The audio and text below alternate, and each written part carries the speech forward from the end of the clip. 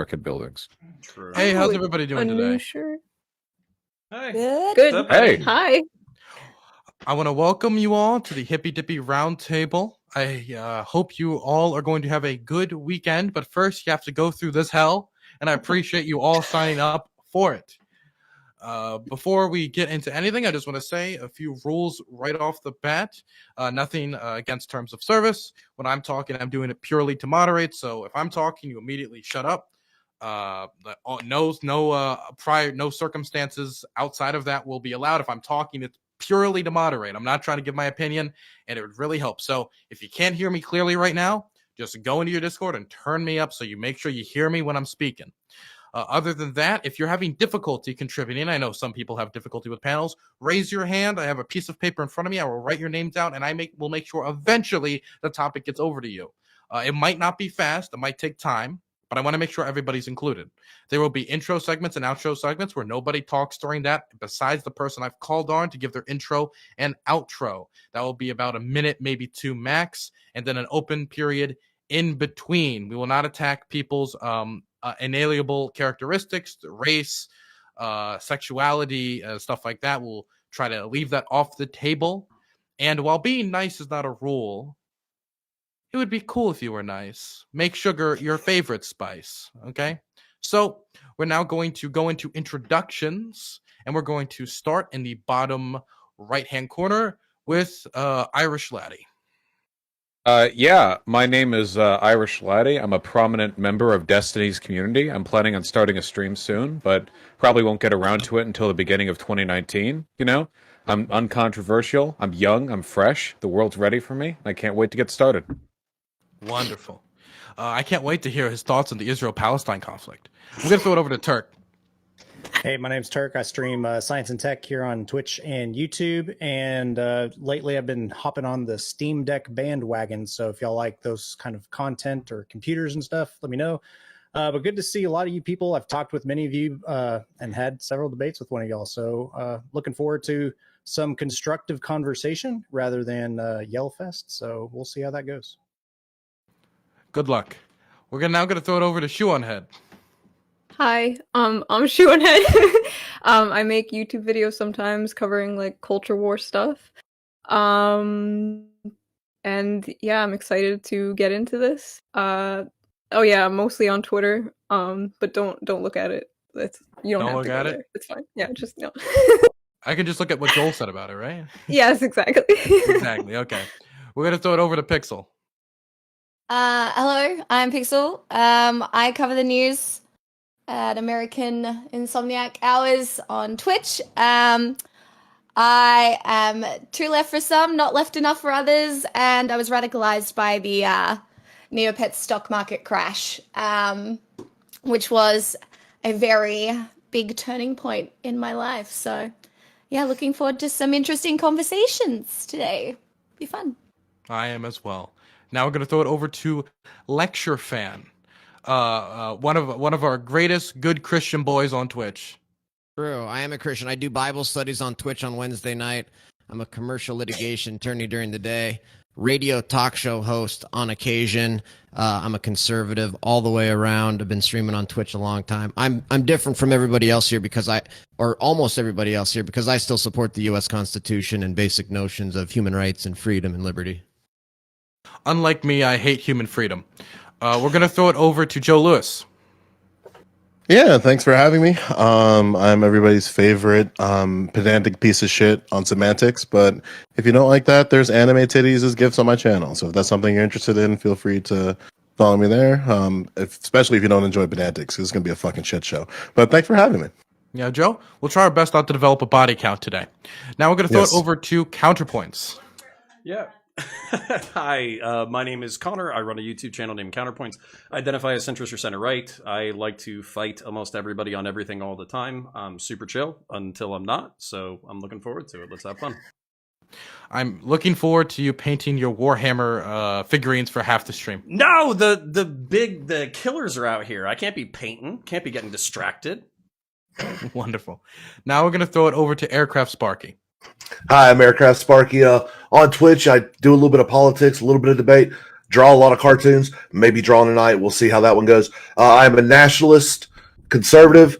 It's not about America first. It's about America only. And then we'll look at the rest of the world, try to help them out. Looking forward to a decent debate. And we'll see how it goes tonight. Awesome. Nice to meet you, Aircraft. Good to have you here. Yeah, Wonderful. definitely lecture fan. Wow. Well, you can buy him dinner later. We're going to now get into the first topic of the night. Now that we're all acquainted, is there any questions about the rules or any of how this process goes for anybody? Any questions? Wonderful. Okay. So we're going to go into the first topic of the night, and it is an oldie but a goodie, and that is cancel culture. Obviously, a lot of people have a lot of opinions on cancel culture. Is it the righteous fire that holds people accountable, or is it SJW woke scolds going too far for the good old boys, just going after the good old boys? So I'm just going to go around. You can give your general opinions on cancel culture. It's always a relevant topic because someone's always getting canceled. And we're going to start this time in the top left-hand corner. Oh, well, I guess that would be me, right? So, cancel culture. It's bad. People say something stupid, and suddenly their whole career's gone. Yeah, is it out of control? No, because, well, it's selective about who gets canceled. It's really more of a partisan issue. It's more about, hey, this person said something that's against my political deal, and we just yeet them out of our headspace forever. It's kind of ridiculous, but look, I guess you gotta enforce social norms somehow, and people just can't handle things like the First Amendment and crappy discourse. It is what it is. Counterpoints? Yeah, so cancel culture is very real. I hope that we can agree on that. The one thing that frustrates me about this conversation is I don't think we should view whether or not somebody is canceled as whether or not cancel culture exists. So, for instance, a few personalities on here are known to be controversial. They still have their ability to get paid. They still have their ability to be public pundits. That's awesome. But I think that they would also concede that sometimes audiences can be carnivorous and cannibalistic, and they can go after the things that they love. And especially if there's, maybe even worse, it's when they go after things that they love. God forbid you even mention people going after things that they hate, which is all the time. So Twitter mobs suck. People going after your employment suck. People going after your family suck. People releasing your addresses suck. Operating in the public space is tough. And it's basically, there was this Reddit meme that I read earlier today about fighting like endless waves of second graders. And then there's like a fourth grade boss. That's what cancel culture is to me online when a Twitter mob is coming after you. So yeah, it's real. It sucks. Yield. Okay. Next, we're going to throw it over to Pixel Smixel. It's really interesting because I think there is definitely something that exists, but I think a lot of the times the concept of cancel culture is kind of weaponized by people to mask bigotry and to be like, oh, I got canceled or whatever, and kind of use that as justification or like some sort of attack against free speech, which I don't think that is. That being said, I think it's a larger conversation around political correctness. It's a larger conversation around how social media works and how engagement on social media, because it has something to do with like the conceptualization of identity politics, because a lot of the time when somebody is getting cancelled, the reason so many people keep dogpiling on has more to do with themselves than it has to do with the actual issue. So I think with cancel culture, it's just a bigger conversation and it's extremely nuanced. So I think this will be an interesting conversation. But yeah, I probably agree that there is something there that is real. I just think that it can be weaponized by people to kind of mask different things. So yeah. Okay. Now we're going to throw it over to Lecture Fan. Okay, she doesn't believe in free speech. Got it. Okay, so I agree with Connor and Aircraft that cancel culture is real and it's bad. The problem is that's just a little tiny part of what the left is doing today. They don't believe in free speech anymore. They don't believe in free thought. You're not allowed to have your own thoughts. And it's not just canceling people. It's literally censoring entire ideas and stuff on social media. And you see this happen all the time. This is 100% from the left. It's all Democrats doing this. They believe in if they don't like something, it should be banned. It should be censored. If something they think is misinformation, they take it down. Doesn't matter if it turns out to later on it was true. It's a very, very, very dangerous situation we're in right now, where we're living in a society where we've turned our back on free speech. We've turned our back on free and open thought. We no longer are allowed to have open discussions of ideas, free. I think it's really telling that these leftists, they think, oh, if you allow a racist on a platform, then everybody's going to agree with them and stuff. That's not what happens. What happens is they get shouted down. And so free speech is good. Open discussion of ideas is good. Censorship and just banning and purging things just because you don't like it or disagree with it is bad. Okay. Now I'm going to throw this over to Joe Lewis. I don't know, man. Like, I'm full doomer. If you want to say the N-word, say the N-word. Say it in public, say it in private. Say it on a plane, say it on a train, say it in the terrain. But don't be upset about the consequences that happen after that. I mean, for fuck's sake, like, I'm the full support of the freedom of expression of ideas. That way we don't have to worry about microaggressions and fucking having to analyze all these, like, coded speech that individuals do. Just let people fucking play basketball. Let the free market figure it out. That's where I'm at on this at this point. Okay. Next is going to be Sean Head. So I think cancel culture is very real, and I think it's a big problem, even though people like to pretend that it's like just a little online thing most of the time. But I think it's an issue, and I've said it before, but cancel culture is going to become sort of like a workplace issue in the future, if it's not already, where it's like you can get fired for, old Facebook posts and stuff like that, and people, like, in general are just like walking on eggshells. They don't know the correct terms to use. They don't know if they can joke or not. And I think it's like, because Trump on stage has even talked about cancel culture, like, oh, they want to get you fired and stuff. And that like speaks to normal people, I think. And that like scared me a lot, like seeing like a fucking president get on stage and talk about like cancel culture. So that was crazy, just irrelevant, and that's a huge issue with cancellation and cancel culture. I don't know. Wonderful. Now we're going to move over to Turk. Yeah, so I actually agree with Joe here because, we should be able to freely say what we would like to say, and that if we say things that are bad and the community doesn't like it or the private institution doesn't like it, you get to deal with the consequences. I think that's what the definition of cancel culture is to some people. And it's unfortunate that we can't, like Lecture Fan says, have open discussion, have conversation. Sure, it could be heated, but most of the times it's best to have constructive conversation. And unfortunately, when you step on people's toes, make people feel uncomfortable and use language they don't like, that triggers some, and they unfortunately go on a warpath of trying to be weaponized, kind of like what Pixel said. So I kind of agree with parts of what everyone here has said so far, and I think we could have a pretty good convo on this. Okay, and Vaush? Yeah, so I think that cancel culture is a real thing. I think the issue is that the definition has expanded to meaninglessness, As I understand it, when I talk about cancel culture, I'm talking about members within a community attacking their own and gatekeeping and purity testing because you accumulate a kind of clout by maintaining the purity of that space. This happens a ton on the left, and happens a lot on the right too, but there are people, especially people on the right, who will turn everything into cancel culture. Boycotting is not cancel culture. Criticism is not cancel culture.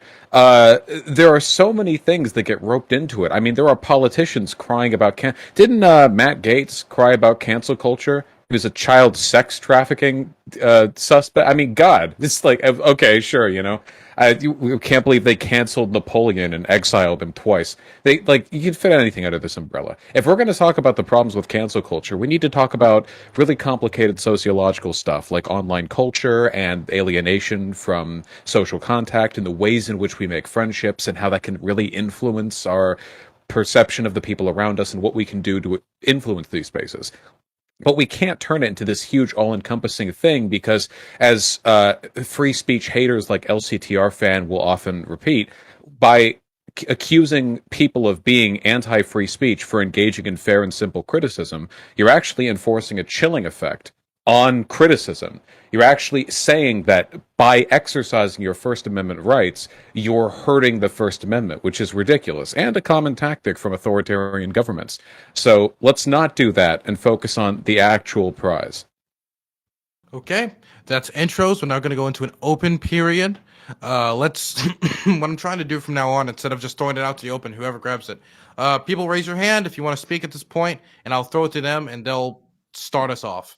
And so Counterpoints has his hand up first, so we'll throw it to Counterpoints. Yeah, so I was just gonna say, that like I understand that the expansion of the definition can make it ultimately worthless, but at the same time, like we also have to understand that like definitions evolve over time.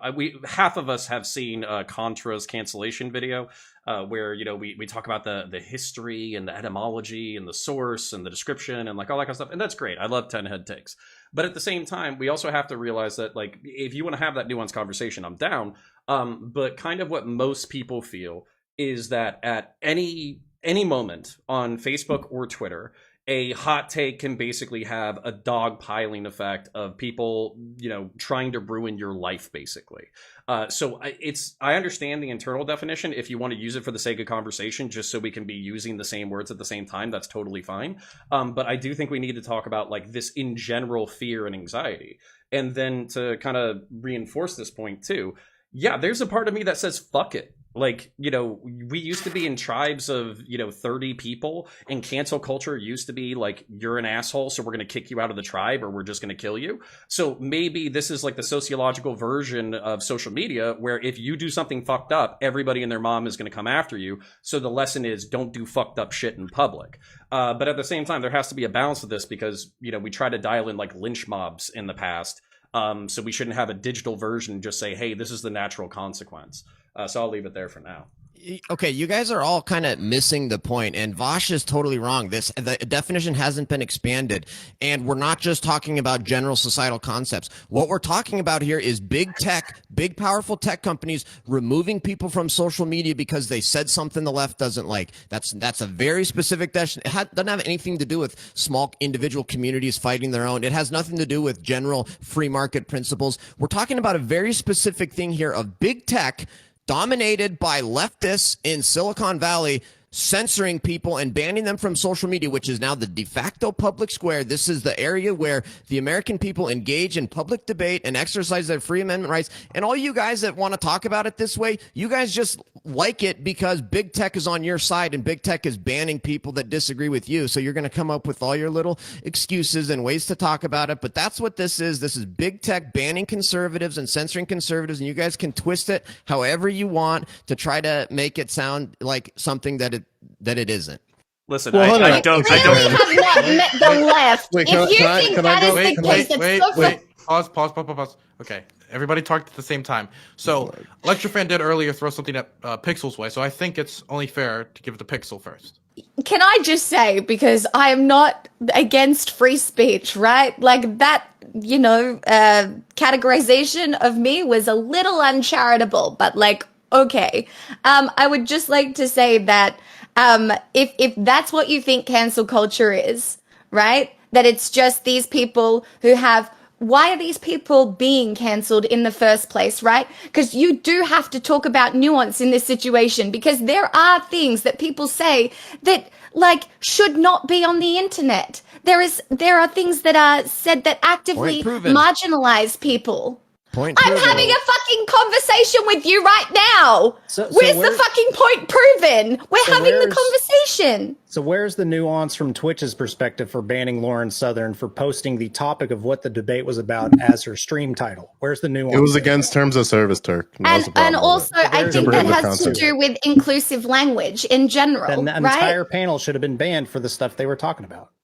Well, I mean, they got reported and Politically Provoked got banned, who was the panel host, and then Lauren Southern got banned for the conversation. The other people on there didn't have content or platforms, if I remember. But they were streaming it, right?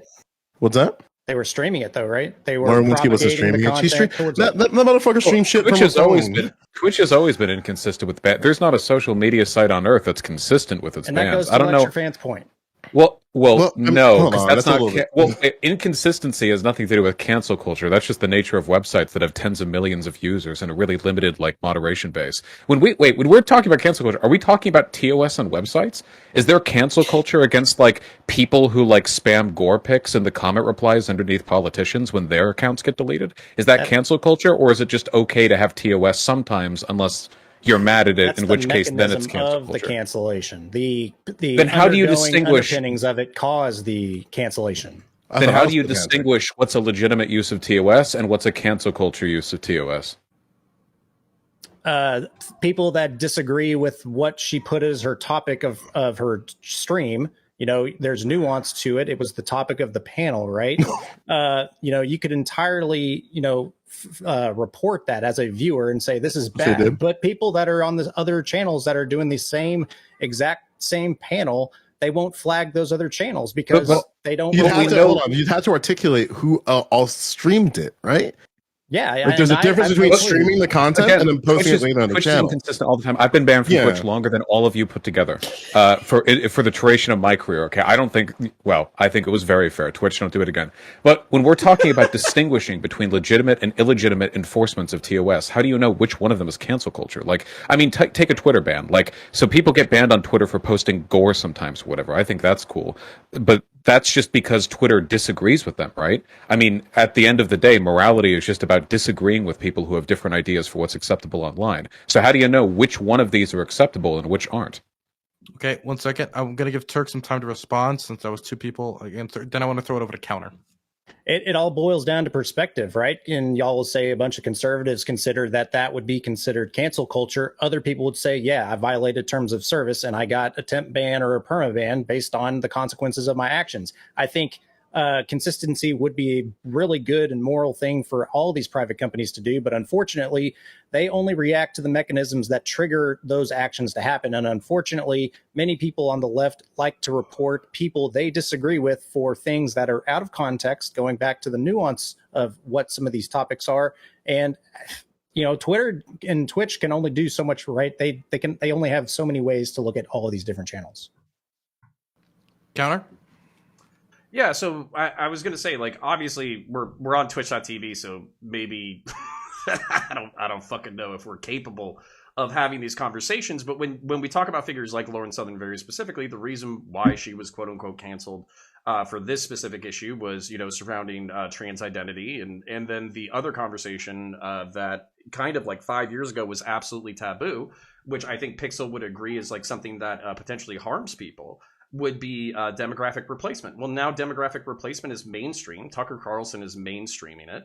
And it's pretty clear that the Pandora's box has been opened. This debate needs to happen. It's already in the mainstream. So whether or not you want it, the conversation is here. So for me, the point is we can keep dodging around it, or we can have better conversations about it. And here's the other thing about it too.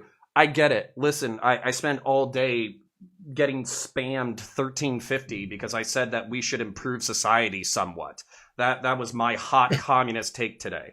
So I get it. Conservatives are fucking assholes. But the truth is that if you want to bring them to the table, if you want to be understood, if you want them to understand these concepts, these highfalutin 2-hour ContraPoints concepts, then you need to boil them down into synthesizable and understandable concepts, and then you need to communicate them, oftentimes by fighting on TV or on Twitch.tv shows like this. This is the way that a lot of people get a small amount of education while also being entertained.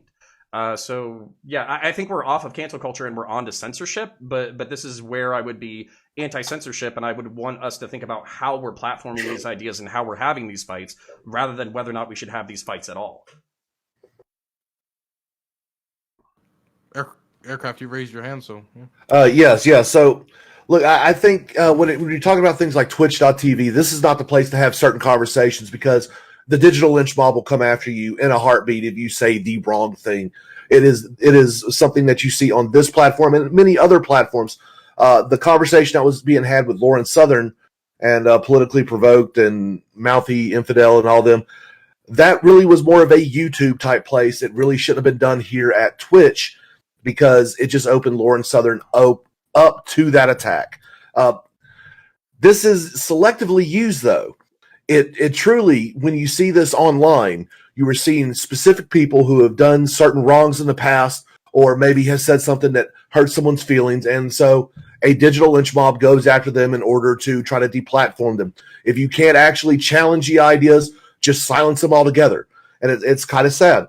But what's even worse than that is people who go through and dox others and then attack people at their regular job. And this is something that everyone's avoiding for some reason. It is disgusting, but this happens all the time. And Sparky, but you're the individual who said that you wanted to post pictures of my tweet at my place of employment, and you said them on stream. Actually, what I said is, I said I think it would be funny. The clipping. If I was to get funny, if I was to get a billboard and put some of the crap you say outside of the school you work at. Now, I'm not going to go through the trouble to actually look up your stuff because I'm not that guy, dude. But it is kind of funny because there's a lot of people who use cancel culture as a weapon, and it tends to backfire on them when that happens. Do you think it's responsible to expose that idea on the internet and your fan base? There's all kinds of ideas that are exposed in the fan base. Oh, don't do that. That's the shit I do. Answer the question. Do you think it was appropriate for you to do that? Oh, so it's okay for you to do it and not me? Oh man, when did I say that I was going to post billboards of your tweet at your place of employment? That's what you would do. No, that's what he said. He said that.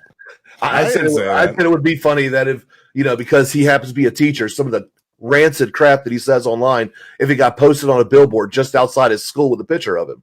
Yeah, he happens to be a teacher. He teaches kids. One of the problems that would be with this online mob is that you can't control. Wait, Joe. Okay, there's two of you talking at the same time. I just want Joe to say what he's saying, interrupted, then we'll go back to Sparky. Just want to keep some order here, and I'm writing Vaush down. I saw you tried to talk.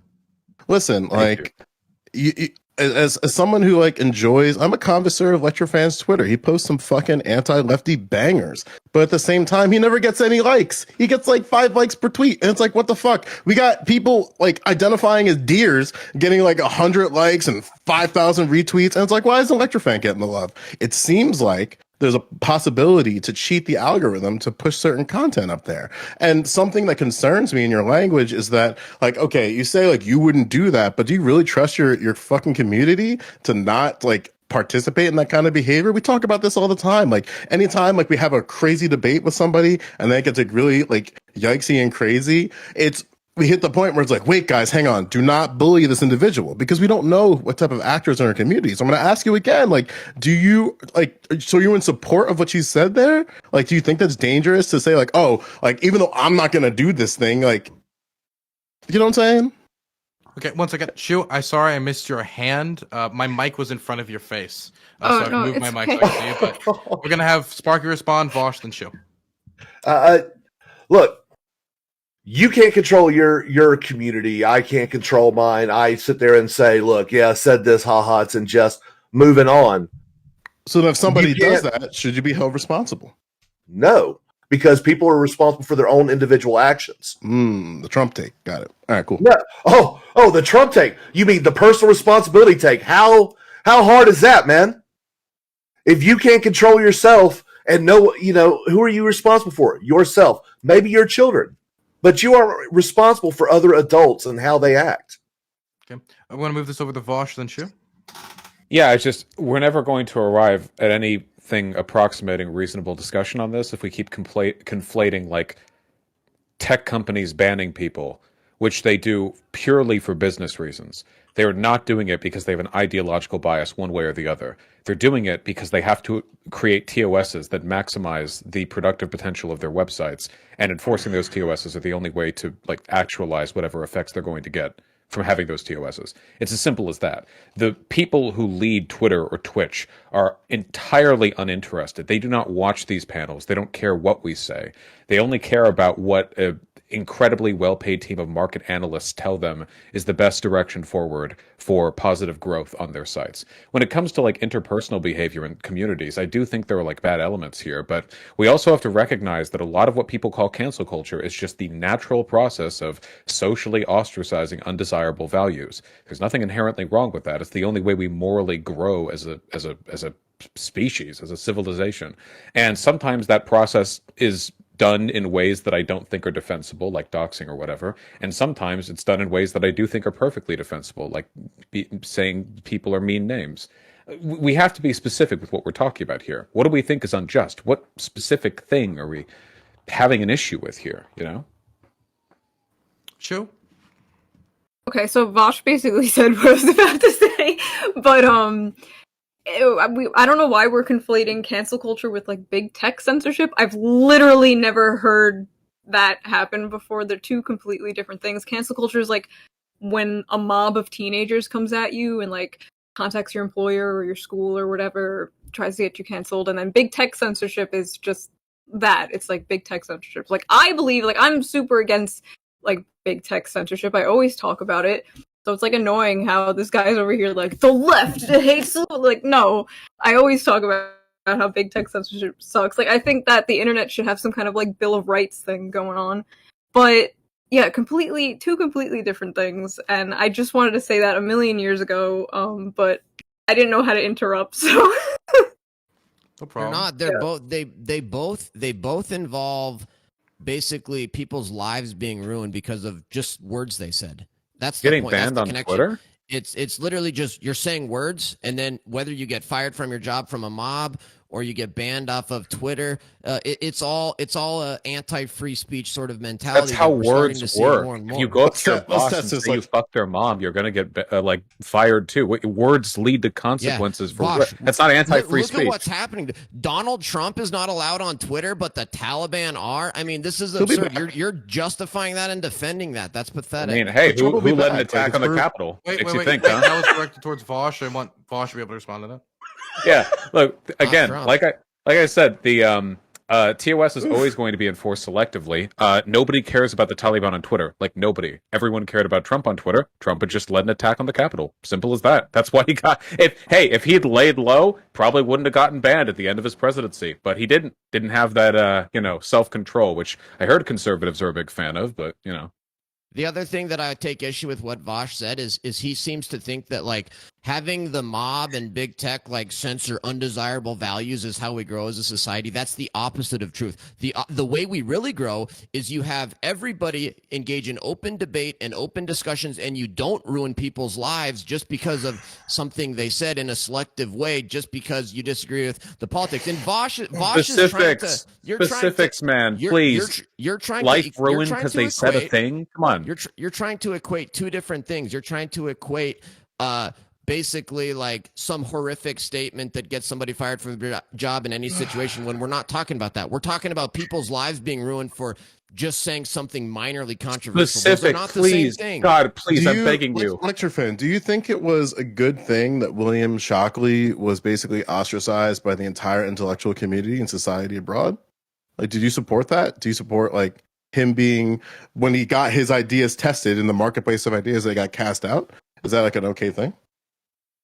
I don't know. I don't know. Wait, do you don't know who William Shockley is? No.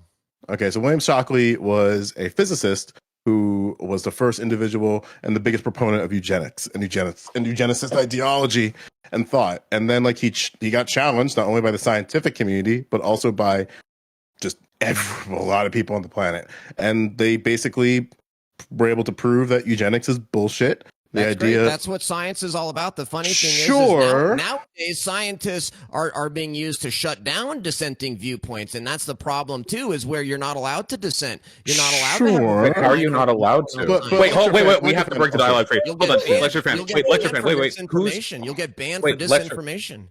Lecture fan. So academic journals have stopped printing articles from people who have pressed disinfo for centuries, for longer than the country you live in has existed. So how exactly are you not allowed to disagree with the scientific consensus? What are you talking about?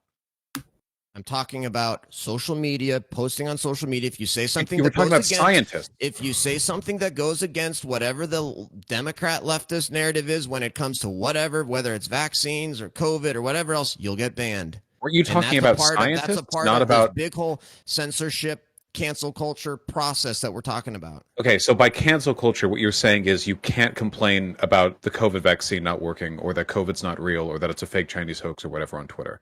I thought you were talking about scientific like discourse, not about talking about science. There's a No, Really? I'm drawing a connection between all of this. I'm saying this is all a bigger picture. Look at the bigger picture. This is all leftists like you justifying censorship and shutting down free and open debate. I'm making a comparison between all of these different things. This is why I'm trying to figure out where you're at, Lecture Fan, because even despite the fact that eugenics is clearly not true and scientifically inadequate, also not true, misinformation, we're still having debates about this right now. And it seems like, and then at the same time, like, would you, like, I guess I'll word this way. Do you support the debate of eugenics in 2021? Do you think that's a conversation we ought to have, knowing that it's misinformation and not true? I don't think it's a conversation we ought to have, but I wouldn't ban somebody for having it. That's the difference. I don't think that's even a conversation really that mainstream. If you look at things like Wuhan lab leak, Wait, hold on. That made no sense. What do you mean by mainstream? What do you mean by what are you talking about? That's not mainstream. Who was talking about eugenics, man? You're the only one I've heard mention. Politically provoked 3 times in the past 8 days. I mean, I think it's a dumb thing. I don't think anyone is really questioning. Now, if people over there are doing that, that's on them. I think it should be allowed to be said, but there's people who are being quote unquote canceled for saying something like Wuhan should they see lab consequences for spreading that type of misinformation? No. Oh, because okay. individuals Wait, hold on. If you can't hold the media, hold on. If you can't hold the media responsible for the misinformation that they put out on a daily basis, and then they turn around and they stealth edit their articles later. Can you articulate what you mean by responsibility a bit? What do you mean? What are you asking? It's your words. I don't understand them. Can you please rephrase? English. So here it is. Yeah, look, English sucks. If someone wants to talk about eugenics, that's your latest kick. So if people want to talk about eugenics, I think people should be able to talk about it. If it's misinformation, people should actually, I don't know, read up on things that they are listening about. Actually see if what people are talking about is legit and true, and does it actually make sense. They can come up to their own decision. The idea of gatekeeping what is misinformation and not misinformation. Especially theory. Do you believe in empirical facts? Because it's not gatekeeping what is or isn't misinformation. It's what is misinformation. It's not up to debate. The stuff that's banned on Twitter for COVID misinfo is misinfo. Okay, so I do want to throw it over to Shu because Shu hasn't had time to talk, and we have Counter, Turk, and Pixel on the list to speak as well. Years ago, in the early 2000s. One last thing, I also want to clarify: we all agree that Politically Provoked is a backyard mud wrestling show. We can all agree there. Shu, you can continue. Oh, sorry. So Vaush, listen, years ago, it was common fact that we had WMDs in fucking Iraq. So how do you know, how could you tell what's misinformation and what's the truth? You don't know. Why can't people discuss this stuff? Because, you can run down the anti-empiricism line forever, but even back with the WMD stuff, it was incredibly shaky testimony that was largely disbelieved even at its time. Whereas the COVID stuff is as close to empirical fact as anything could ever really be. You can hold on. There's legitimacy to what she was pointing out, by the way, because the aesthetic of truth or the political appeal of truth has often been used as a way of shutting down legitimate disagreement with powerful institutions. The problem is you'd have to make that case individually, and the reason I disagree with the WMD stuff being banned from discourse is for 2 reasons. 1, was never really substantiated. And for 2, talking about whether or not there are WMDs doesn't really have much of a meaningful effect in the real world for average civilians. Whereas with COVID, the misinformation on COVID has a death toll every day. So in that case, we can both substantiate the fact that it's misinformation and indicate there's a consequence to the propagation of the misinformation. So I think you can qualify a meaningful difference there. I need to address this, can I, please? Counter, you're next on the list, so sure. Okay. I'm going to try to peel this apart while still trying to be as charitable as possible. No, the majority of the media outlet.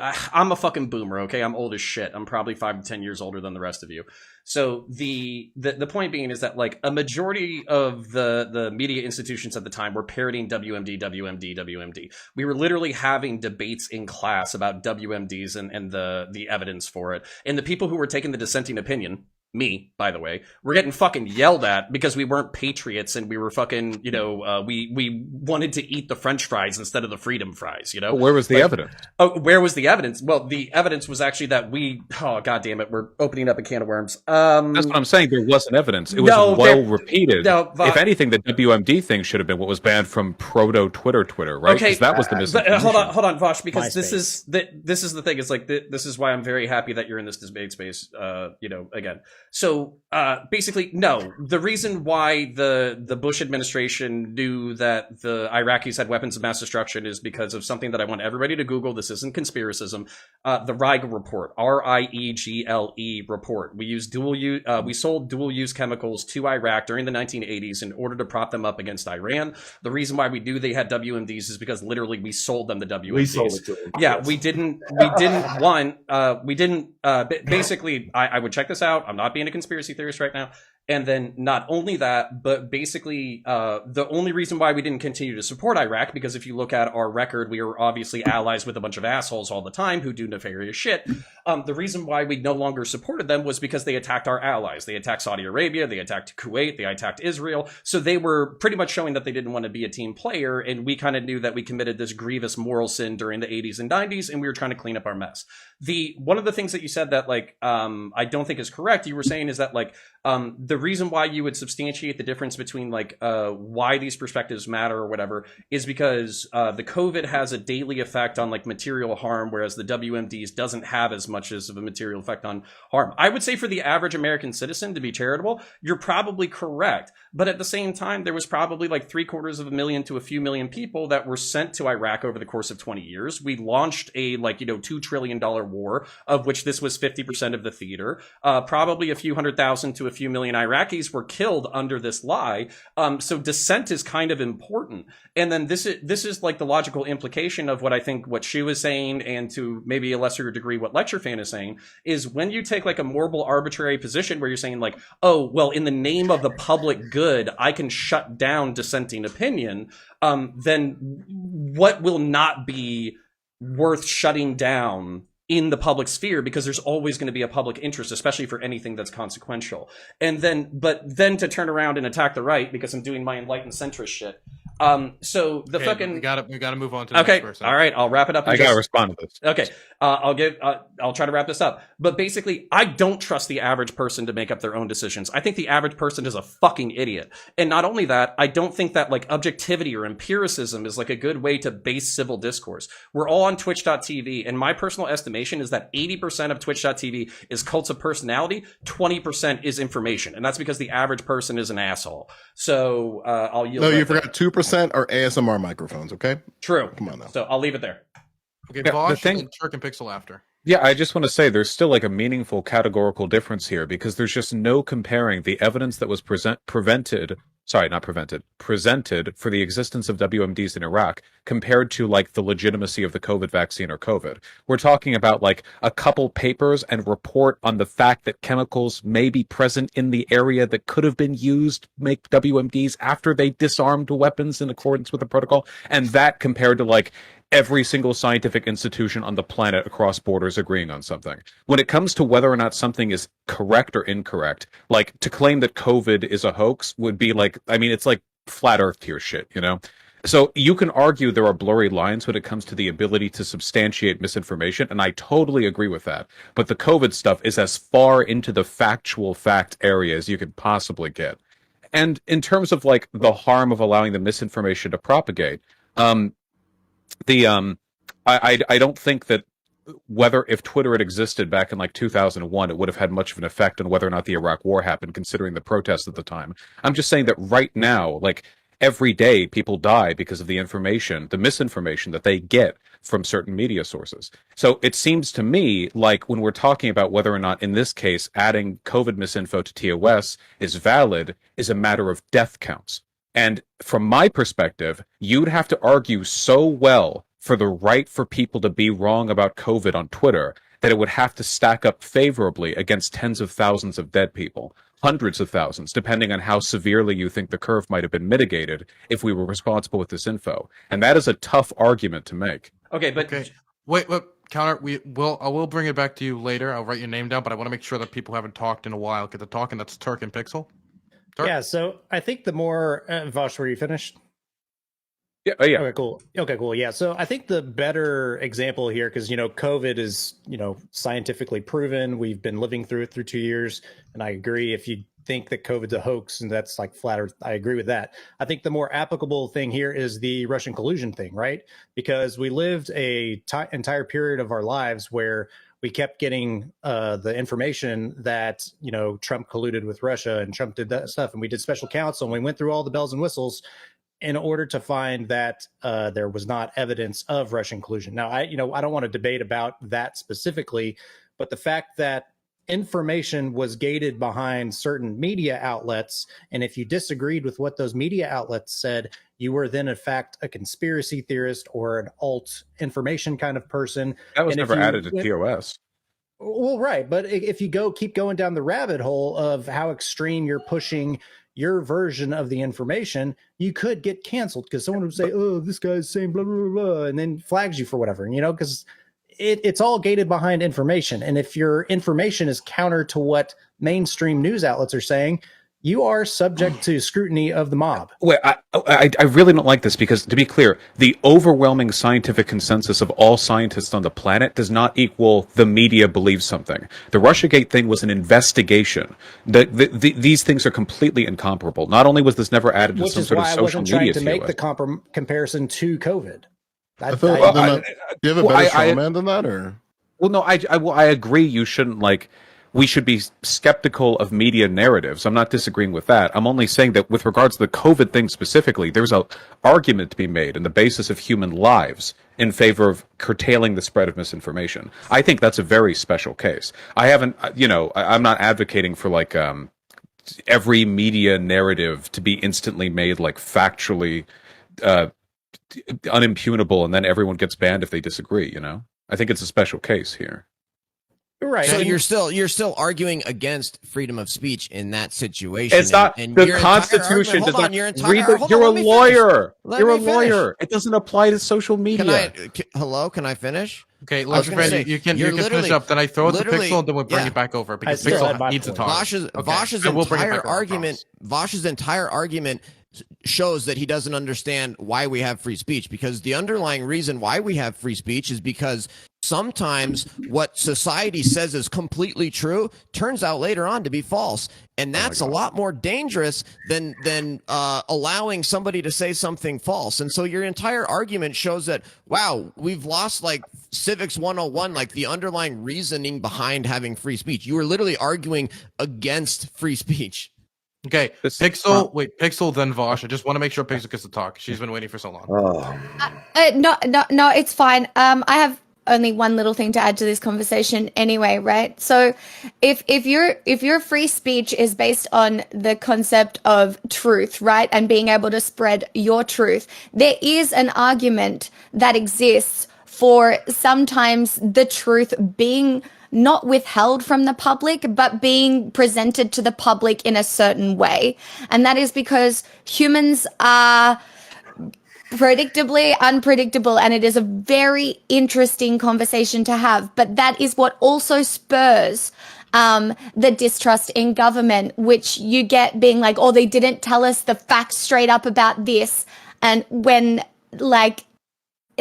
they really were but they weren't doing it fully at the time because of what it would mean to the public discourse, or what Tucker Carlson would say, or what somebody on CNN would say, right? There is an argument for that. There is an argument for the curation of information to the public. Okay, Vaush, and my next people on the list is Aircraft Counter and Turk. Vaush, you can re-engage.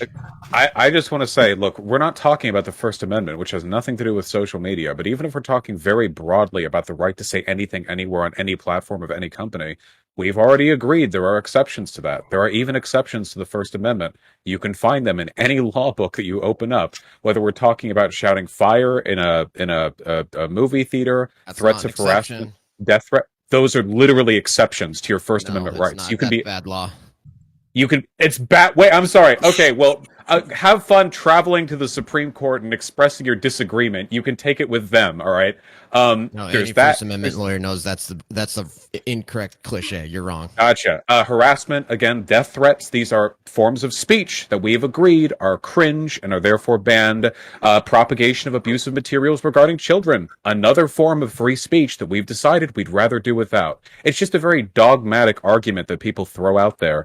And they usually do it to like avoid thinking about any issue like this. I mean, you're going to call free speech on this.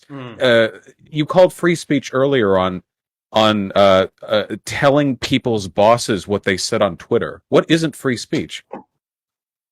Actually, Vaush, actually, the shouting fire in a crowded theater, do you know where that originates from? Get him, Jude. Get him. I don't actually know where that originates from. It was in a court of law. They tried to throw a socialist in jail for being anti-war. So, not a good analogy to use Wait, when arguing. Yeah. Oh, Yeah. wait, hold. Whoopsie. Shouting Not fire. a good. Wait. But who determines what misinformation is? See, this is the problem. A lot of people will sit there and go, well, this is information. That's a conspiracy theory. This is a Here it conspiracy comes. theory. Who actually gets to determine that? None of a For 3.5, 4 years, Russian collusion was complete misinformation, and it was never a conspiracy theory. It was canon. It was law. The Hunter laptop story was completely Where and was it purposely law? suppressed. Wait, what law was the Russia collusion? I'm sorry. Societal law. Yeah, it's societal law. Come on, dude. Calm down. Public opinion.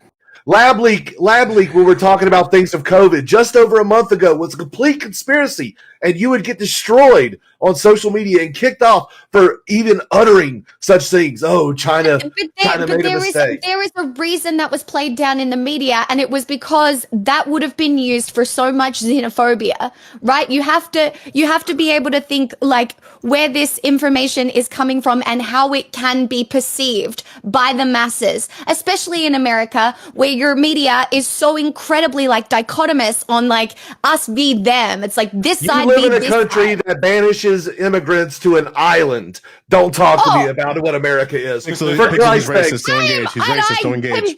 Condemn engage. that. I condemn that, right? Like we can get to the immigration conversation next, all right? I'm looking forward to it. But is my like topic. I criticize my own country, but I'm talking about how your media functions. But right? there are certain people who actually legitimately question things for reasons, true historical reasons. There's reasons why the African American community is actually questioning things like the COVID vaccine because, hey, they actually talk things like, I don't know. You talk about As they bullshit. should. Tuskegee That's experiment. an entirely different conversation. I mean, Okay. these are legit Wait, things to actually aircraft. consider. Okay. Okay, I might be a left winger, but today I believe in monarchy. Okay, and when I need to say a word once, and that means shut down. Okay, I don't need to say it 2 times or 3 times. Okay, all you need is one finger to count the amount of times I need to talk before everybody shuts down. Okay, understood.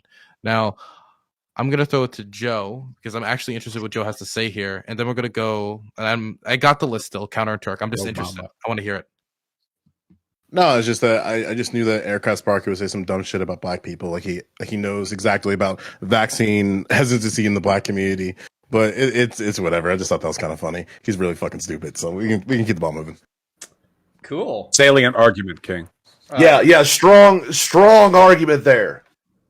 Okay. I'm saying you don't know shit about vaccine hesitancy in the African American community, so don't fucking talk about it. You know you're talking out of your ass. That's all I'm saying. Whatever, You can dude. take the L. Whatever, We guy. keep the ball moving. Whatever, guy, man. Look, Yeah, take the L. I'm Take the L. citing Take a it. historical Take truth. the L. Take The the L. Tuskegee Take experiment. the L. Wait. Take the L. No. Take the One- L. wait, Don't bring Joe, up Tuskegee, you dumb fuck. Joe, Joe. Don't bring up Tuskegee. How dare you bring up a historical, actual, He loves it. horrible It's thing great. this country did? I love this. You disingenuous. Look. Can we? Okay, we have. Look. Okay, I feel like we've run back to this every single time. Okay, every person, including conservatives, even though they pretend not to, acknowledge that there are types of TOS they find acceptable and types of exemptions to unlimited free speech that they find acceptable. All it would take is like 30 seconds of having those beliefs questioned for anybody to agree with them, because absolute free speech, like advocacy, is ridiculous and self-defeating in a number of ways. So we stop running back to this like image of pure free speech and actually talk about. Nobody has answered this. Having social media disinfo on COVID leads to people's deaths. How many like corpses do I need to stack up in a pile before that becomes more worthwhile than the abstract freedom to talk about how your Fauci ouchie gave you cancer on Twitter? What's the fair? If you think the answer is infinite, that there's no amount of death and destruction that would warrant any kind of TOS enforcement on misinformation, then take the W. Like, just say that. Don't like run around it. Just accept that an infinite amount of death, a road of corpses paved with the bones of people who listen to the bullshit on social media is worth it. Just say it. Okay, I'll say it. Or is there a limit? Okay, all right, I'll say it. Yeah, so basically what I would say is I think about the balance that we have right now is fine. And I would say that a bubonic plague or Ebola, with the lethality of bubonic plague or Ebola, but with the spread of COVID, would be when I would feel like reeling these things in. But I think that still doesn't change the fact that people can be instinctively and reflexively defensive of civil liberties and civil rights, and I think it's appropriate to do so, and I don't mind this tension or this power. I don't want power to be concentrated. I don't want people to use emergencies as reasons to curtail freedom to the infinite degree, because it's the balance. It's a balance between liberty and security. That's what we're talking about. And actually, Pixel, not to pick on Aussies or whatever, but I would see that as you guys lean way too fucking hard on security. I think that like arresting people for social media posts. I think that the exact line that you use is like, where this information is coming from can fuel xenophobia. I think that's true. I absolutely think that's true. But I also think that it's being used as a pretext for state officers to show up to people's doorways and basically either intimidate or arrest them for their social media posts. So that's kind of leads into my question. So in the public sphere, like in IRL, which I know none of us have touched grass in probably like a decade, so I'm talking about abstracts here. But there are people, and they live in the real world. And in the real world, if you use certain words, you do get in trouble. So, for instance, assault is putting somebody in fear of imminent battery or like aggression against their person. Same thing with aggravated assault. It's with a deadly weapon. Incitement to a riot, that's a crime. Stalking is a crime. Harassment is a crime. These are all crimes that we put on the public sphere, but not necessarily on social media. And then I kind of want y'all to answer this question. Do you think that the online space should be criminalized for harassing speech? And basically, earlier in the question, probably a half hour ago, you were asking, like, what's the line? I know doxing is the line. That should be criminalized and punished. Cyber stalking should be criminalized and punished. Incitement to a riot, incitement to murder. But then the question is, how do you enforce these laws cross-state and cross-national boundaries? And then I also have a question for the lefties, because you love your fucking guillotine memes and you love your fucking shooting landlord memes. Is this incitement to a riot? Is this incitement to a revolution? And then at that point, do you think that your own behavior should be criminalized because you're attacking entire classes of people and you're putting violence into the social sphere? I don't know if that's a proper wait. Why not? That was directed. That was directed toward a part of that was directed towards Pixel. So I want Pixel to be able to respond before we finally get it over to Turk. Pixel. Okay. Well, first, before you go and generalize this, I don't actually use hyperbolic speech. Even though I am on the left, I actually don't use hyperbolic speech because I sometimes find it is not conducive to like proper conversation because the nuance gets lost. And I am here to talk. Like, I enjoy nuanced conversations. You have to understand the situation in Australia. We don't have free speech, right? So this conversation, it's like free speech isn't the same in Australia as it is in America. It's not in it's not in the Constitution like that, okay? But in regards to the protest, which is what you brought up, as somebody who has covered the news literally every day for the last 2 years, seeing how these things evolved and where they came from, it's very much like the police are being used currently as a deterrent for these illegal protests, because we have a big problem here with vaccine supply, and these protests, which has already seen happen. We don't have any COVID immunity here. We are trying to get our population as vaccinated as possible before accepting the endemic nature of COVID-19. So these protests are actively putting pressure on our healthcare system, on all sorts of systems, which is why they are currently illegal, because we are in a state of emergency here in Victoria, because our systems would be overwhelmed. And in Australia, which is dissimilar to what has happened in America, we took a path where we have been trying to not overwhelm our hospital systems. Like, all the news I see from America is that your hospital systems are overwhelmed, and we are trying to mitigate that. And the people who are protesting currently are a mix of people who are angry that they need to be forced, some careers, to be vaccinated, but mixed in with right-wing agitation. It's not left-wing agitation. Like, it's like Avi and Mimi, like, it's, yeah. Okay. Anyway, but, sorry. I I hope can- that clarifies it a little Can bit. Vaush, I would Wait. like to address this. Wait, I gotta throw it over to Turk. He's been waiting for so long. I have to. And then I got to get on your list. there, I'm Dylan. a gentle and kind person. Connor, you got up to a minute. Thank you, buddy. I appreciate it. Okay. Number one, I'm- Australia needs to get good. Basically that would be my number 2 advice. And then my second point would be, listen, I know that you're not a hyperbolic lefty. I'm talking about deranged, sociopathic weirdos who use hyperbolic memes like guillotines, and they're very extreme about their geopolitical takes. Nobody in this room, nobody who's used hot takes on Twitter before. Okay, so you're good, Pixel. Turk. All right. Yeah. So, Pixel, I unfortunately think it's time for Australia to kind of wake up to what's going on in the world. COVID's going to become an endemic any time now. So We have. Yeah. Okay. So what you said might have been just misspoken then. So that's fine. It's just, it seems really counterproductive to keep holding on to this hope that you're going to be able to stop it. We've tried. No. For a year and a half. So we're not anymore, right? That we have transitioned now. We have plans, state plans, federal plans to transition to the endemic nature of COVID. What we are trying to do is, because we skipped the earlier variants from the lockdown that I was a part of, right? Like, I literally stayed inside for a very long time, because we skipped that thing. No one here has natural immunity. So in order, if we let the Delta variant go, we experience a COVID pandemic, but almost even more contagious and more destructive than it could have been anywhere else, because it is so much more virulent. And so we need to vaccinate our population while also tempering that with, like, not killing people by overwhelming the hospital systems. Like New South Wales, where they're having like thousands of cases a day, they have 800 ICU beds, to give you an idea.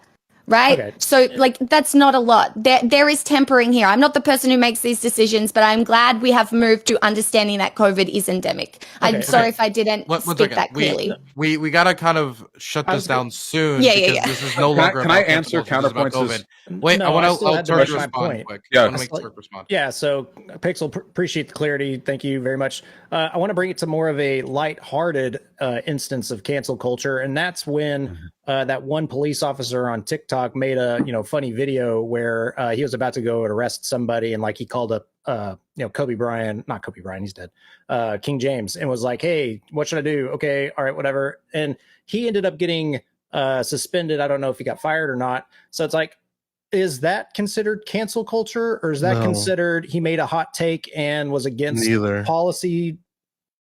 It was against police procedure. They clarified that in the suspension. Okay, so that's not considered cancel culture then. It was against his job to use his phone in a public manner like that. Okay. That's why he got suspended. It wasn't some mob bullshit. Come on now. Well, and can I expect that address dumbass shit from Sparky. Yeah, military. It's an example other than COVID than we've been going on, and I'm trying to get this conversation going back to this whole cancel culture. Oh yeah, I can shit. get it back to this conversation because I want to pin counterpoints on something. I love you, friend. I love you, friend. Oh, So I say this in all the niceness. So this is gonna get a little weird, a little quick. I don't think you have the best place to stand on, considering that you platform Suspect Sushi alongside Samantha Banana, especially considering that within that conversation there was a level of hesitancy that remotely resembled positivity towards the Proud Boys. What So are we I'm talking just about here? What's curious- the criticism? I'm curious on your thoughts on like inciting a riot as it relates to you having a conversation with Suspect Sushi. I was wondering where your mind's on that. Yeah. Actually, I'd love to address this. So I'm damn, hot take coming in. So basically, I love balance of power politics. I am perfectly okay with, dumb fuck lefties, Sorry, Dylan. dumb fuck lefties posting guillotines on Twitter. I'm okay with 3%er memes, boogaloo memes, all that kind of bullshit. Because basically, what I think is that power should be distributed through as many factional groups as possible. That way, a coup is as unlikely as possible. Basically, that's kind of where Suspect Sushi, I viscerally disagree with his politics. And what I think should be, so for instance, like I think I share this opinion with some people on this panel. I don't necessarily care if the government is overthrown by the people. I care about why. And I don't think that installing Trump as a new king is somehow going to preserve the republic.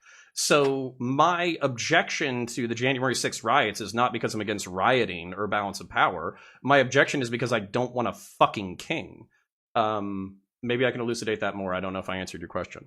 I will also comment, and I don't usually do this, but I will comment. Counter, didn't I send you a message about that video saying, yo, this makes Suspect Sushi look really good? And he was like, oh, it does? And then you took it down? Yeah, because like I don't want to popularize this idea or this narrative. I'm sympathetic to constitutionalism. I wanna keep you on the feet of the fire here. If I search this, am I gonna be disappointed? Not on my channel. Okay. I mean, he could just. I just delete want all to his answer the tweets. hypothetical that got posed with regards to whether or not you think the state should be coming after folks for guillotine posting. And I'll just say that I think the First Amendment, like exemptions that are carved out at the moment, are fine. It's illegal to make threats of immediate violence. It's not illegal to generally guillotine post, whether you're doing that as a Nazi or as a tanky or an Assadist or anybody else. Now, that doesn't really speak to TOS stuff. And being honest, I wouldn't really mind that much if, like, Twitter TOS was a little bit more consistent with the ways in which it banned people for general violence posting. You do get banned on Twitter if you general violence post about, say, black people, but there are people who do that about white people and it doesn't get banned. And at first, I thought, we can make arguments about utilitarianism and consequential harm, and, well, this group is punching down, this group is punching up. But my past 2.5 years in this platform have taught me that the kind of lefties who make jokes about Mayocide are shit and not doing anything for the movement anyway. So maybe taking a break from Twitter would be the radical centrist Vaush. That's my radical some centrist perspective. Just some housekeeping. I found it. Just so that we're publicly about this and it's to your attention, Connor. It's on this site called Alt Censored. Okay. I don't run. Did he post that? Like, if you want to use the mechanisms to make sure like that's protected on your side, like feel free. Well, can I also just talk to this really quickly? Okay. Also, after that, I want to throw it to Lecture Fan. He's been waiting very patiently, and then we're gonna probably, after whatever happens after Lecture Fan speaks, we're gonna go into the next topic. Okay. I am going to fail this standard. I think most people know that I have talked to Lauren Southern in the past couple of weeks. I'm going to, talk to Suspect Sushi when I'm politically provoked, talk to Big Papa Fascist. I don't want to hide from these ideas because I don't like a lot of these ideas and I want to fight them in public. If I fail optically to properly challenge these things in like a tactful way that I think furthers the cause of kind of bringing the temperature down and bringing the country together, then I'm going to consider that in what I choose to post to my channel. But I don't want to be afraid of taking these ideas on even falteringly, because none of us are perfect debaters. We all have fucking shit nights. We all have shit content. So I don't want to be afraid to take on ideas that I think are nefarious just because it might end up in a loss. I want to have a little bit more balls than that. Well, it's not necessarily a loss. Like we have to, I think, and you probably would agree with this too, is that we have to be careful if we are going to enter into these spaces with these ideas that we hold people to the feet to the fire, right? I think that's something you would agree with. Sure, and I try. Yep, lecture All friend. right, yeah, I was gonna respond to Pixel and Vaush doing the COVID scaremonger tactic about how many bodies are gonna die, how many people have to die, and it's just like, Don't get this stream banned. this stuff about like, oh my gosh, people are dying, therefore we should censor misinformation. It's like, you know what? A lot of people actually believe in dying for freedom. A lot of people believe in give me freedom or death. A lot of our founding fathers were actually willing to die for freedom. And so your whole idea that, hey, if somebody's going to die, then we need to take away the freedom because it'll save a life is preposterous. It's so and thank hard right God we now. still have Americans that are willing to fight and die for freedom. When Joe What the Plumber I'm sure choked you to death really on want his your own freedom vomit. to die. Wait, That's the argument there. Wait. I had to say wait almost 6 times there, okay? That's 5 more than the amount of times it should be necessary. Okay. So who wants to Can't handle respond the to that? truth. I'm Raise too your horny hand. to respond. Andrew, I'm too horny to raise your hand respond. if you want to respond. To Okay, that. okay, I do. Okay. Yeah. I'll go for Vaush, and then Connor. Did you want to respond to that? No, I'm actually good. I'll just do all my Okay. stuff in outro. We'll do Vaush, and then we'll wrap it up. I asked you to like specifically say like how many people have to die before you think it'd be worthwhile.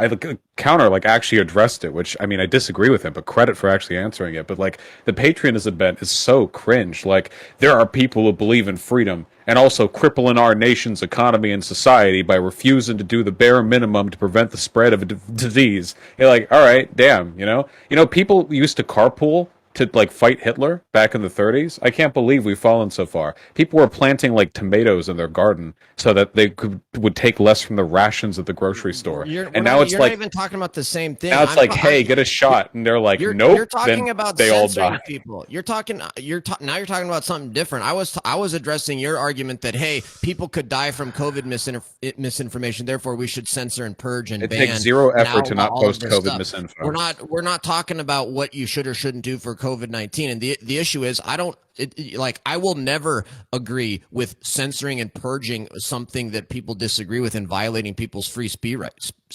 Just But you do think we should all get vaccinated, right? I think that All should right, be a yeah, personal choice. Yeah, okay, between people I that are guess. Yeah, no, it's okay. Just check. Okay. Are you prepared to disclose all of your private medical information and talk about how you feel about the vax? And are you? Yeah, are you absolutely. I'll encourage talk. people to get the vax? Absolutely. Give me a book to write it in, and I'll publish it. Yeah, I don't care. Also, whether you get vaccinated isn't your whole medical info. I'm not asking you whether you got a boil on your asshole, Lance. I'm asking you whether or not you got the vaccine that like a billion people have already gotten. I mean, this is kind of a collective experience. Like it's like getting your first, like flu shot or the chicken pox. It's like I don't know how like private this is really. We're all doing it. Okay. So we're now going to wrap it up. That means everybody's getting about 30 seconds to a minute to have a final statement. We're going to start in the top left-hand corner with Aircraft Sparky. The next topic will be the refugees. Awesome. Well, look, when it comes down to it, cancel culture is bad. The fact that people go out in these digital lynch mobs trying to destroy people's lives because someone said something they didn't like, or they claim something is misinfo.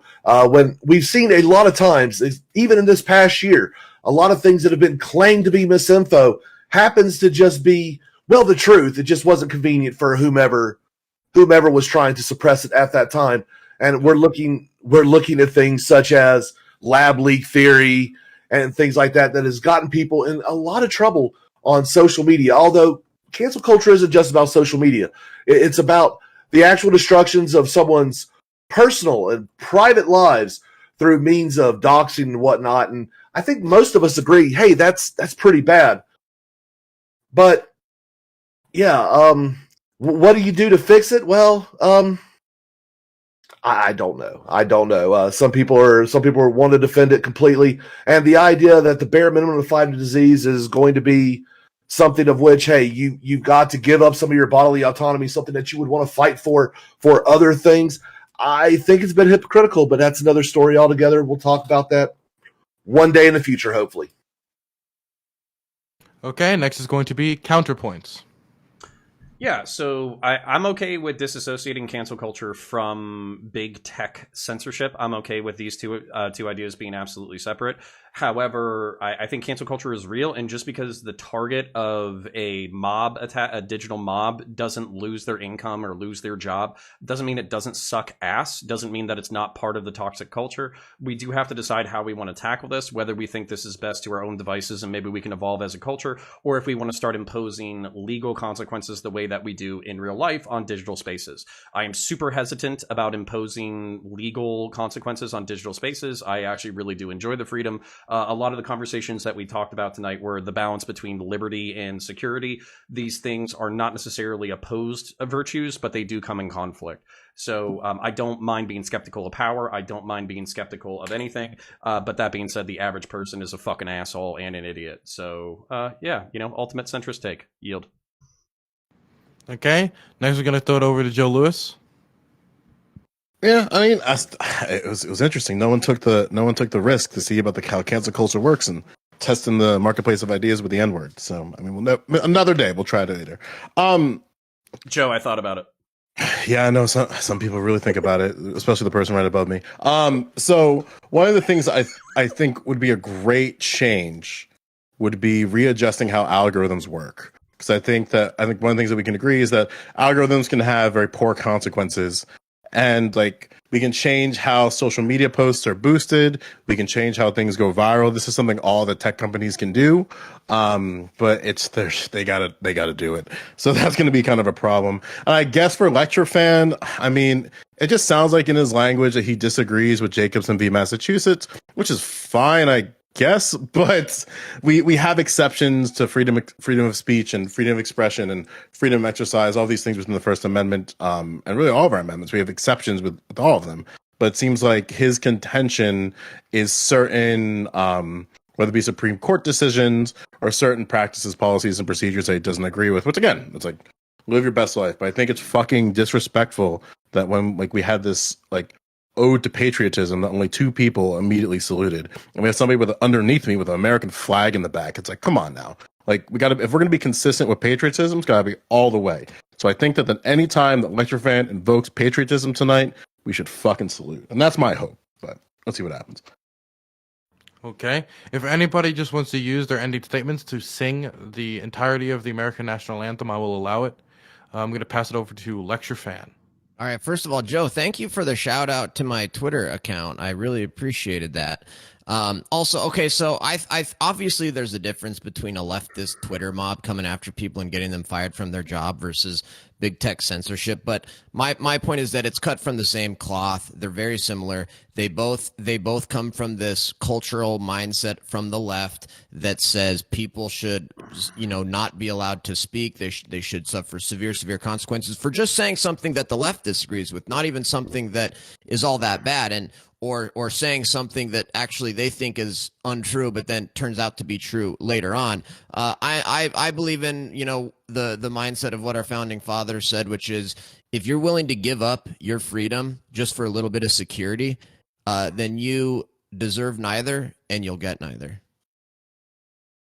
Okay, now we're going to throw it over to Pixel Smixel. Say, do I have to be patriotic? Obviously not, because I'm Australian. I think that Do your people even have a national anthem? No, I was doing yours. Living in the land down on Okay, everybody. No. Okay, Yeah, legitimately, I'm pretty sure even this is gonna show you how much American essentialism is exported to Australia. I'm pretty sure I practiced singing the American national anthem as a kid because it was just more of a bop than the Australian one. That's how fucking patriotism filters down into your shit little brother Australia. Anyway, not the point. Cancel culture is it's obviously we all struggled to kind of define it and even have the conversation on one particular level. But I think what we should all agree on is that we need nuanced conversation. Social media should be encouraged for nuanced conversation. And there is a difference between cancel culture when it is being used actively to vilify someone and when it is used to stop people causing harm. There are people actively being like, oh my God, I got cancelled, when they are actively causing harm to potentially hundreds of thousands, millions of other people, right? And so I think there are lots of distinctions that we have to draw, and it's on a case-by-case basis, but I think it's a conversation that we need to keep having, and I think we all just need to improve our at least online communication, media literacy, and media communication as well. Anyway, that's my TLDR. Okay, next we're gonna throw it over to Shoe on Head. Cancel culture is bad. And when I think of cancel culture, I don't think of big tech. I think of like just mobs of people online who understandably feel very powerless in the real world, and so they get off on this like power trip where they can feel like they actually are doing something as opposed to doing absolutely nothing, because like we have no fucking power, right? We see all this shit happening, we have nothing, but what can you do? Oh, you can call out someone for saying something racist or edgy or whatever. We could do that. So I feel like it's a power trip for a lot of people to do something like that, and it's really fucked up, and I hate it, and the whole culture surrounding it is just extremely toxic and poisoning. And yeah, big tech censorship is bad too, and like I said, we need some kind of like internet bill of rights or something like that that doesn't get people fired. I mean, like banned just for being like political dissentant or something. And like something nobody brought up, I'm surprised like the rightoids didn't bring this up, but there's like right-wing pundits and people who are like, their banks are like canceling them. They're like, hey, like you can't use this bank anymore. You guys have seen that, right? Like that's weird. Like I don't know, I don't agree with that. Like but yeah, free market, I guess. So Wonderful. Now throwing it over to Turk. Yeah, so I agree, Shu. I wish the conversation could have gone to more of the cancel culture stuff instead of vax misinformation stuff. But I want to say that, when it comes to cancel culture, big tech is a mechanism of being canceled. You get canceled from these big platforms, and then it depends on who catches wind of your post, right, or your hot take or whatever, right? If you say something that's spicy and it's taken out of context, that's why I think, I'm with Pixel, where we need that nuanced conversation, and we don't need to just go half cocked and just start reporting people because they're saying mean things that you don't like. So, I'm with Connor on this one. We need to have a much thicker skin when it comes to discourse in general. It doesn't have to be politics. I hate consoles. Console peasants need to go. PC master race and all that stuff. So it's like we all need to get thicker skin, and we all need to be able to talk to each other and have decent discussions. And Vaush. Yeah. I think the obfuscation of this topic and its boundaries really make it difficult to address. When it comes to the behavior of people online, I think that what I refer to as cancel culture largely comes from insulatory behavior. Communities wall themselves off from other communities, which makes it hard for them to understand the perspectives of other groups, which makes them act, well, terminally online. What nowadays we call is the worst excess of cancel culture on Twitter used to happen pretty often back on 4chan, which was the most terminally online site back in its day, or at least one of them, where back in the early aughts, like every few weeks, you would hear some big horror story about a person's life being ruined by Anonymous, the online legion that neither forgets nor forgives. Now, we didn't call it cancel culture back then, and back then they all played it up for fun, and in retrospect, a lot of what happened was kind of regrettable, but it all gets caused by the same types of behavior, right?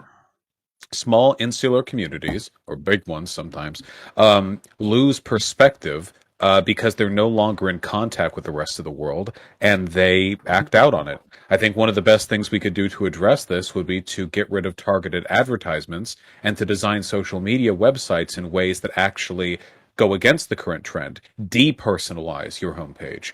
Because nowadays, any social media website, you can curate the stuff that you see to the point that you're essentially on a different website than everyone else on there. I think that makes us more alone, and I think it's great for advertisers. I think it's great for user retention, but I think it's bad for our mental health. So that's something we could work on. Okay, I want to thank you all for a great topic. We're going to move on to the next one. But before we do that, I do want to ask everybody in chat to please support the channel. It takes a lot of effort to put these things together. Drop a sub, drop a dono. If we get to 1,200 subs on Twitch, I will be doing an IRL Change My Mind at the University of Maryland in person. We'll live stream the whole thing. We'll put it on YouTube. It'll be a blast. You guys will be able to pick the topic. Other than that, my biggest project right now is trying to push the YouTube. All you need to do is go to Dylan Burns TV on YouTube, DYLAN TV on YouTube, and support it. Soon, I'm going to be finally releasing my review of Buck Breaking. You can also see my footage from the September 18th Free the J6 rally, which I went to in person, and many other people on this platform covered. I have edited my editor edited. I exploited his labor, and you can go over there and watch. I would appreciate it. Again, that's DYLAN TV on YouTube. I really appreciate it, and it costs you literally nothing. So we're going to go into the next topic, and the next topic is refugees. So currently, there is a scandal within the Biden administration on one hand, and on the other hand, there is an ongoing debate about what to do with refugees. We had the issue of Afghan refugees come up in American discourse, and most recently, it is Haitian refugees with the treatment of them on the border, and of course, now the infamous pictures of the Border Patrol on horseback. So the question is, what should our refugee policy be, and what do you all think of the recent incidents? Should we have a more limited approach to bringing in refugees, or should we be trying to take in as many as possible, etc.? You get the idea. We've all seen the recent discourse. We're going to start in the top left-hand corner with Aircraft Sparky. What should we do with the refugee situation? Well, we already have standing laws in place. There's international laws in place of what actually constitutes what a refugee is. We need to follow those laws. And when what we're seeing a lot of is we see people coming from other countries that are not of their own, which, going by the law, they need to apply for asylum in those countries prior to trying to enter our country illegally. It's very simple. When it comes down to the Afghan situation, looking at the SIVs, I spent 3 tours over there in Afghanistan, met a lot of great Afghans, and those who helped America righteously deserve to be given asylum here in America.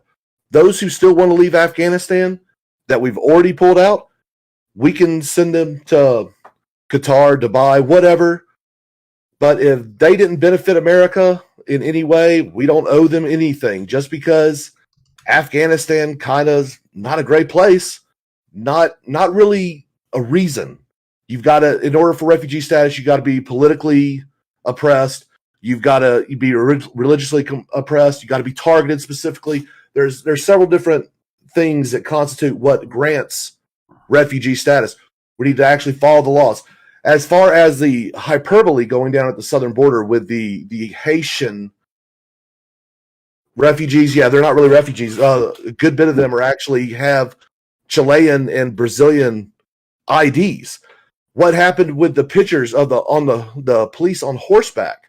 Because of the terrain, they were using horseback. No, they were not whipping these people. That is complete fake news. And I guess, maybe, just maybe, our politicians who are big on giving out misinformation, maybe they should be canceled. See what everyone else has to say. Joe Lewis? I've seen some wild things on this channel and this community in this space. And I've never seen someone use Haitians in shock quotes. That is something fucking incredible. Yeah, the media handled the horseback situation pretty irresponsibly. NPR was the only one that didn't fall into that trap of whips. And their initial reporting said it looks like they're using reins. We now know that to be true, albeit the images are still very jarring and very striking. I think there's better ways to use horses to combat immigration like that or migration like that. You can make, I'm sorry, lefties, you can make a border and make a perimeter to to deal with the traffic. Like, horses are versatile in a lot of other ways, and I don't necessarily think that the agents were able to exercise the full ability of what they can do. But that's one of the problems, right? Is that these are individuals who are underfunded, under-resourced, and, to be quite frank, undermanaged. Like, my state right now, we have about, I think it's something along the lines of 11 refugee camps, and we don't have the ability to keep all these people in these locations. Like, there's a set cap for that. Like, they don't have the resources for the 110,000 that are estimated to be there. And these are, like, DHS has spread this across multiple locations dealing with this, and that's not good. Like, we need to give better funding and better training for practices, policies, and procedures to ICE and other agencies. Like, that doesn't, like, negate the fact that I think the DHS should be abolished and built from the ground back up. But if I'm living in reality right now, I have to yield that, like, we have to do a better job at the border. I think the first step is funding. But I don't know. Maybe Biden will do it. Maybe he won't do it. I don't fucking know. But yeah, that was pretty yikes. Aircraft. But maybe we can see what you really meant to say. That's all I got for now. Okay, now we're going to throw it over to Shoonhead. Okay, so when it comes to like the refugee crisis, I think we have to like prioritize, and although this sounds like really mean, but like the Afghan refugees, for example, like we basically helped fuck their country like up, and I feel like we should definitely take as much as we can from there. And the whole like border crisis in general, like I just feel like we don't even have enough resources or anything to like help these people.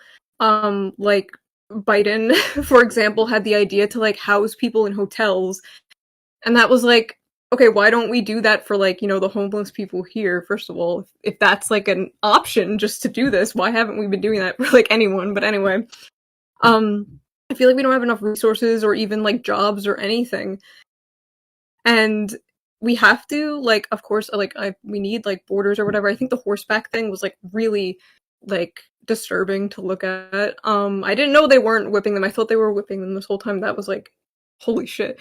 But, yeah, I think it needs, like you said, Joe, it needs just, like, it needs funding. We need to just redo the entire system than what we're doing now, but, yeah, I'm, like, pro fucking border wall and all of that, but yeah, I think that we need to prioritize like the Afghan refugees first. I think. Turk? Yeah, so again, I'm shocked that I actually agree with Joe on something here, because as a Border Patrol agent, you are given certain tools in order to actually do your job. One of those tools is the usage of a horse with split reins, and there is unfavorable terrain throughout the entire border region. Doesn't matter if it's Texas or Arizona or New Mexico. Horses are used to traverse the terrain, and they also establish kind of a boogeyman factor because it's a person on a horse. It's kind of scary, right? But I think it's a complete overstep by the Biden administration to say we're going to remove horses from serving on the border, because now what are they supposed to do? Are they going to drive motorcycles and run over refugees that are still illegally entering the country? I really think that's a huge boondoggle, and it's a really bad situation. But again, to go to what Shu said, it's like I'm a compassionate human being. I would love to help all of the people that are legally entering as refugees or asylum seekers. And I wish we could flood the border with more judges, more attorneys to go and help process these cases, because if there's a legitimate need there, I think we should be able to provide need. But for all the other people that are just crossing the dam over in the Del Rio area, that's not going and congruent with the law, and they need to be pushed back to where they need to go, and they need to do things legally. But I completely admit that we do need the other side. We got to be able to process the people that are coming in, and just, you know, where's the priorities? Is it the border? Is it this $3.5 billion or $1 trillion infrastructure bill? You know, where do you want to put money? And my bet's not on these refugees. Okay, next is going to be Lecture Fan. Okay, well, first of all, I think the Afghan situation is kind of separate. But when you're talking about this, when you're talking about the southern border, the vast majority of those are not refugees. Those are illegal aliens that are coming here for economic opportunity. So Dylan, your question is completely biased, even referring to it as a refugee crisis on the border. They're illegal aliens that are coming here because they want a better life, which is perfectly understandable. You know, I understand that they want to come to the United States for a better life. The United States is a wonderful, open, tolerant, loving, wonderful, great society. Lots of people, literally hundreds of millions of people all around the world want to come here. But, you know, we know what's going on. I mean, Donald Trump had basically secured the southern border with a couple of different policies and a couple of different ways. And as soon as Biden came into office, he reversed all those Trump policies. And now we've got a humanitarian crisis. This is coming about because of the radical left is pressuring the Biden administration to make these absurd policies on the southern border. And that is all rooted in another belief that the United States is a horrible racist country. We don't deserve, America's a illegitimate company. We stole all this land. We shouldn't even have borders, open borders, everything. Take down the United States. The United States is this horrible country. That's where a lot of that is coming from. So yeah, it's obvious what's going on. And, you know, Joe Biden's poll numbers are looking very, very bad. And the 2022 elections are looking very, very bad for Democrats. So if you Democrats and Joe Biden, you want to continue to allow the hundreds and hundreds of thousands of illegal aliens pouring into this country every year, literally several million illegal aliens coming into the country every year, on top of the million legal immigrants that we take in every single year, it's not going to go well for you Democrats. Thank you for calling out my left-wing bias lecture fan. I appreciate it. I'm sure all the viewers appreciate it.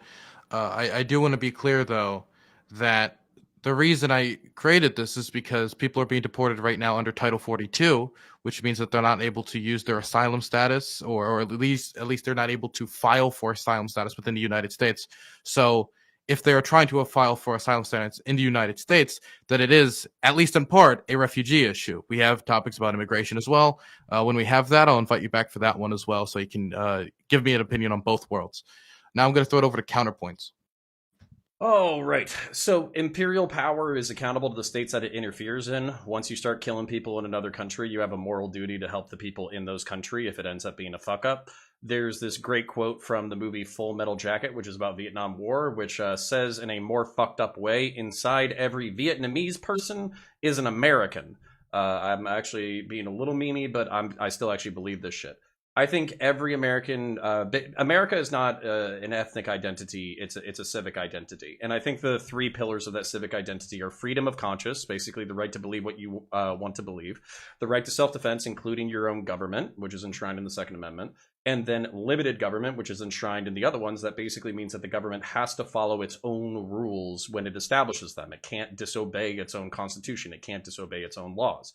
If you believe in those three principles as a founding part of a civil society that's successful, then I want you as an American. I don't care if you're born in Iran, Afghanistan, or Vietnam, you know, come on in. But that being said, we don't have unlimited resources.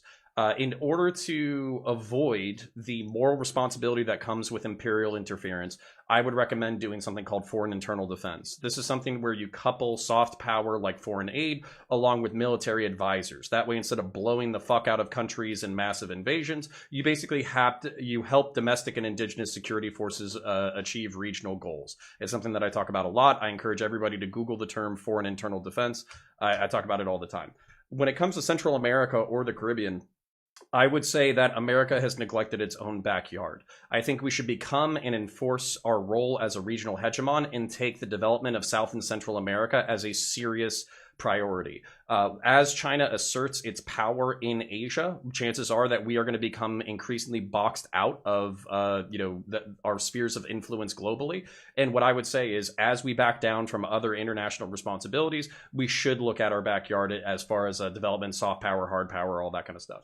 And then I do have a meme proposal before I yield. My meme proposal is, let's invade down to the Panama Canal. You've now taken a fucking border that's thousands of miles long. You've made it, 30 miles long, and you could just have an aggressive Coast Guard. We can reinstitute Gran Colombia, which was the dream of Simón Bolívar from Colombia. We can add 10 whole states. We can add DC, Puerto Rico, and 8 Mexican states. We could probably add Guam. That way our flag isn't all fucked up. And then also Argentina, Chile, and Brazil can get their shit together. and then they can develop as well. So, I don't just want the United States of America. I want the big dicked intercontinental United States of America. And I'll leave it there. Okay, next is going to be Pixel. Okay, I didn't know that we were going to go to American imperialism and Joe Biden being representative of the radical left. But I will just give you my general takes on immigration and asylum seekers, and that can lead off into the conversation that we're going to have. I am very pro-regulated immigration. I think that Australia treats its asylum seekers, refugees horrendously. There needs to be more structural supports for people seeking asylum into Australia, and I think it's probably very similar in America. I don't think we are getting away from globalization.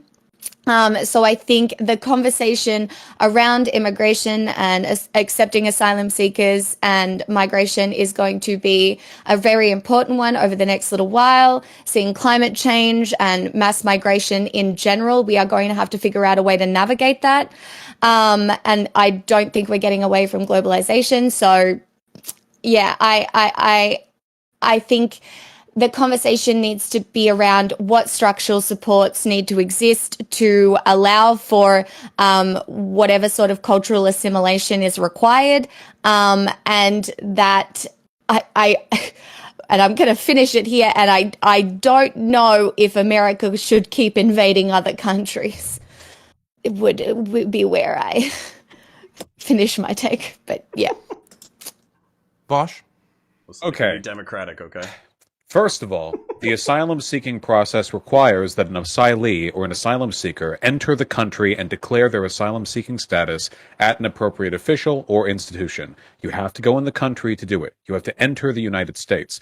It is not illegal to come in here to declare your asylum status. It can be found afterwards that you don't apply for it, in which case you can be deported, but the two kinds of asylum seeking that there are, affirmative and defensive, neither of them are illegal when they involve crossing the border to speak with a U.S. official on the subject. That's one. For two, we have a huge immigration crisis in this country. The problem is we're not spending enough money on it. Not on enforcement, but on getting the goddamn immigration courts at the southern border enough money to process the hundreds of thousands of backed up cases that we refuse to fund properly. You know how much we spend on this? It's in the single digit billions per year. That's nothing. You could tax one billionaire properly, and that'd be enough to single-handedly fix the backup in the immigration courts. We're talking, how much do we spend on this? A fraction of what we spent on Trump's wall. Instead, we could invest in properly going through all these asylum applications. Not all of them are going to be found legitimate. I imagine many of them are. And then we can welcome them into this fine country, which we should be doing because we want a higher population. Because if you nationalist fearmongerers actually want to fight China, you should want to do so with a bigger population. The whiteys in this country are like panda bears, okay? Population rates dropping. We need immigrants to supplement that. I don't want to see this country dying because we were too afraid of letting folks in here. Folks who are ready and willing to work, folks who we know do not disrupt their economy or the average wages of the people who live here beyond incredibly marginal amounts that can be more than compensated for with welfare programs that we could fund with a fraction of the wealth that new workers bring in. This is a solid gold W, my friends. A solid gold W. We could make this country stronger, wealthier, and all we have to do is not be afraid of immigrants and properly fund the systems that allow them to become citizens. I'm totally in favor of this 100%. Okay. Let me just be clear. If you raise your hand once, that should be enough. You don't need to raise your hand 3 or 4 or 5 or 6 or 7 times, okay? Very Wonderful. anxious. Okay, I can see that. I saw Connor So- was anxious, so I had to be anxious. Yeah. Wonderful. The thirst is real there, Connor. Okay, so It is. again, I'm going to throw it to somebody who hasn't started us off before. So I saw Aircraft was supposed to raise his hand, so I'll just throw it to Aircraft. So, asylees, you are right, Vaush. Asylees are supposed to apply within the U.S., and that is fair. But that is meant to be at a port of entry or at an embassy, which happens to be in almost every country in the world, and that also tends to be U.S. soil. It's not the problem that we're fearmongers and we just don't we don't want to let people in. I just don't allow any rando jackass to come into my house, and I severely doubt That's you wrong. do either. You So- can't apply for asylum at embassies. You can't. You can Google it. It comes up right. You can't do it. You have to enter the border. You can apply for visas. For visas at a For center, visas, yeah, but that's its embassies, whole own and you process. can actually thing. The bigger issue is that it is illegal to file a fraudulent asylum application, which is what we're seeing significant numbers of. So How do you know? We aren't Where, processing their where and cases. in what context? because How do you they're know not that? asylees. They're here for economic benefit. They're not asylees. How do you They're- know they're that being without their caught- case they're- being processed? So- You got to source Wait, shit like okay, shit. okay, Well, wait, wait, wait, stop, you've stop, got stop, to- stop. Thank you for responding quickly. That was 4 people at once. Nobody heard what any of you had to say. So we're going to let Lecture Fan finish the statement, and then we're going to have people respond to that statement. Then we're going to go back to the list, which has Counter and Turk on it. Yeah, no, it's I was just saying it's well known that leftist NGOs in Central America and South America are teaching potential illegal aliens what they have to say in order to get through the initial stage of an asylum application. This is why the Republicans have been trying to reform our asylum process. You for believe a in due long time, process? because it's very easy to abuse it. Because you just come in and you say, "Oh, I'm fleeing because of political persecution." Okay, here you've got a case, and then you're going to lose Yeah. that eventually, and then they never show up to their hearings. But then they're here, and 95% of asylum seekers show up to their meetings. up. There's actually millions of cases that are backed up. It takes 5 years to get some of these immigration cases through. And of course, the immigration court system is a joke. It's run by the federal government. Everything they do is a joke. 95% of asylum seekers show up for their hearings, so you're lying about that. And also, how can you say their asylum? No, how can you that's say a their okay, I know that application? stat. How I know can that you stat say that you're using? their applications are wrong when they haven't gone through due process yet? This is how our courts work. You file the application. If it turns out that they were incorrect, then they get deported. That's how it works. It just turns out that a lot of them have legitimate asylum cases because a lot of And when countries you're- that aren't the USA suck. But because we're the USA, because I want to make America great again, I say we spread our light to the world by allowing people who want to live here the opportunity to come and contribute their productiveness to our economy.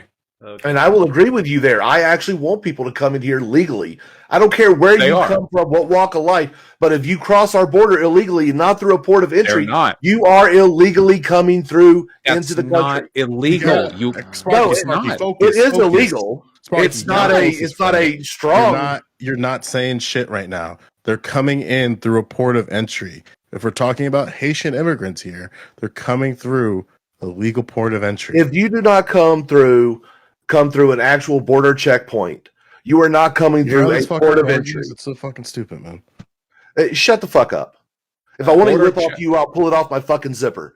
Okay? Border checkpoints are not What did actually. you just say to me?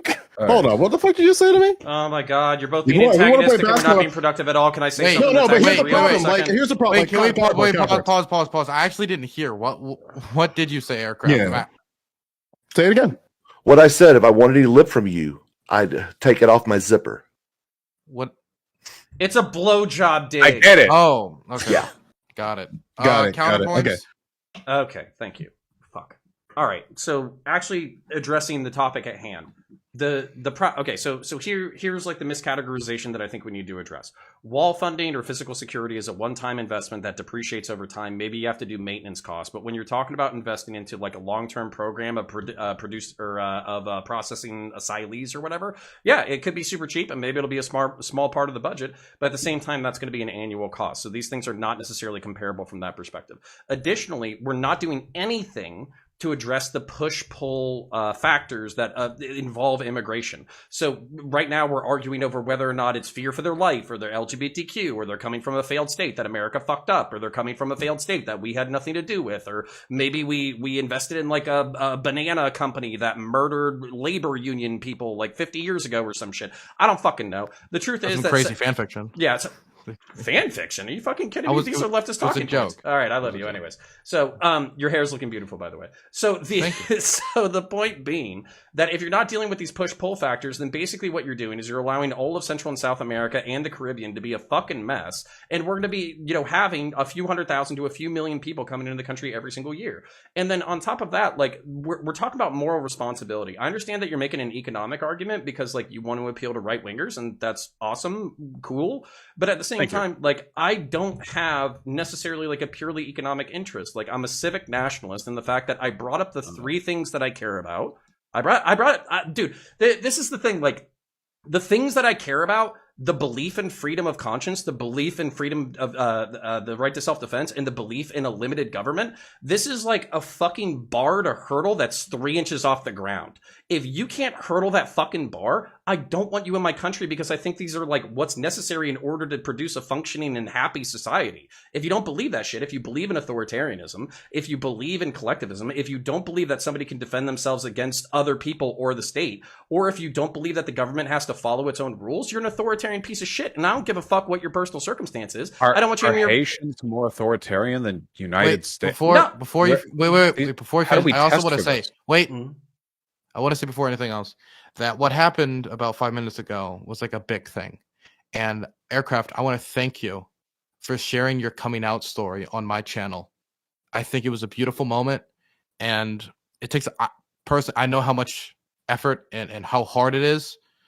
So I just want to thank you for that, Sparky. It means a lot to me. Joe's Whoa, Vosh, hard. continue. Okay, continue, Vosh. Joe's a beautiful man.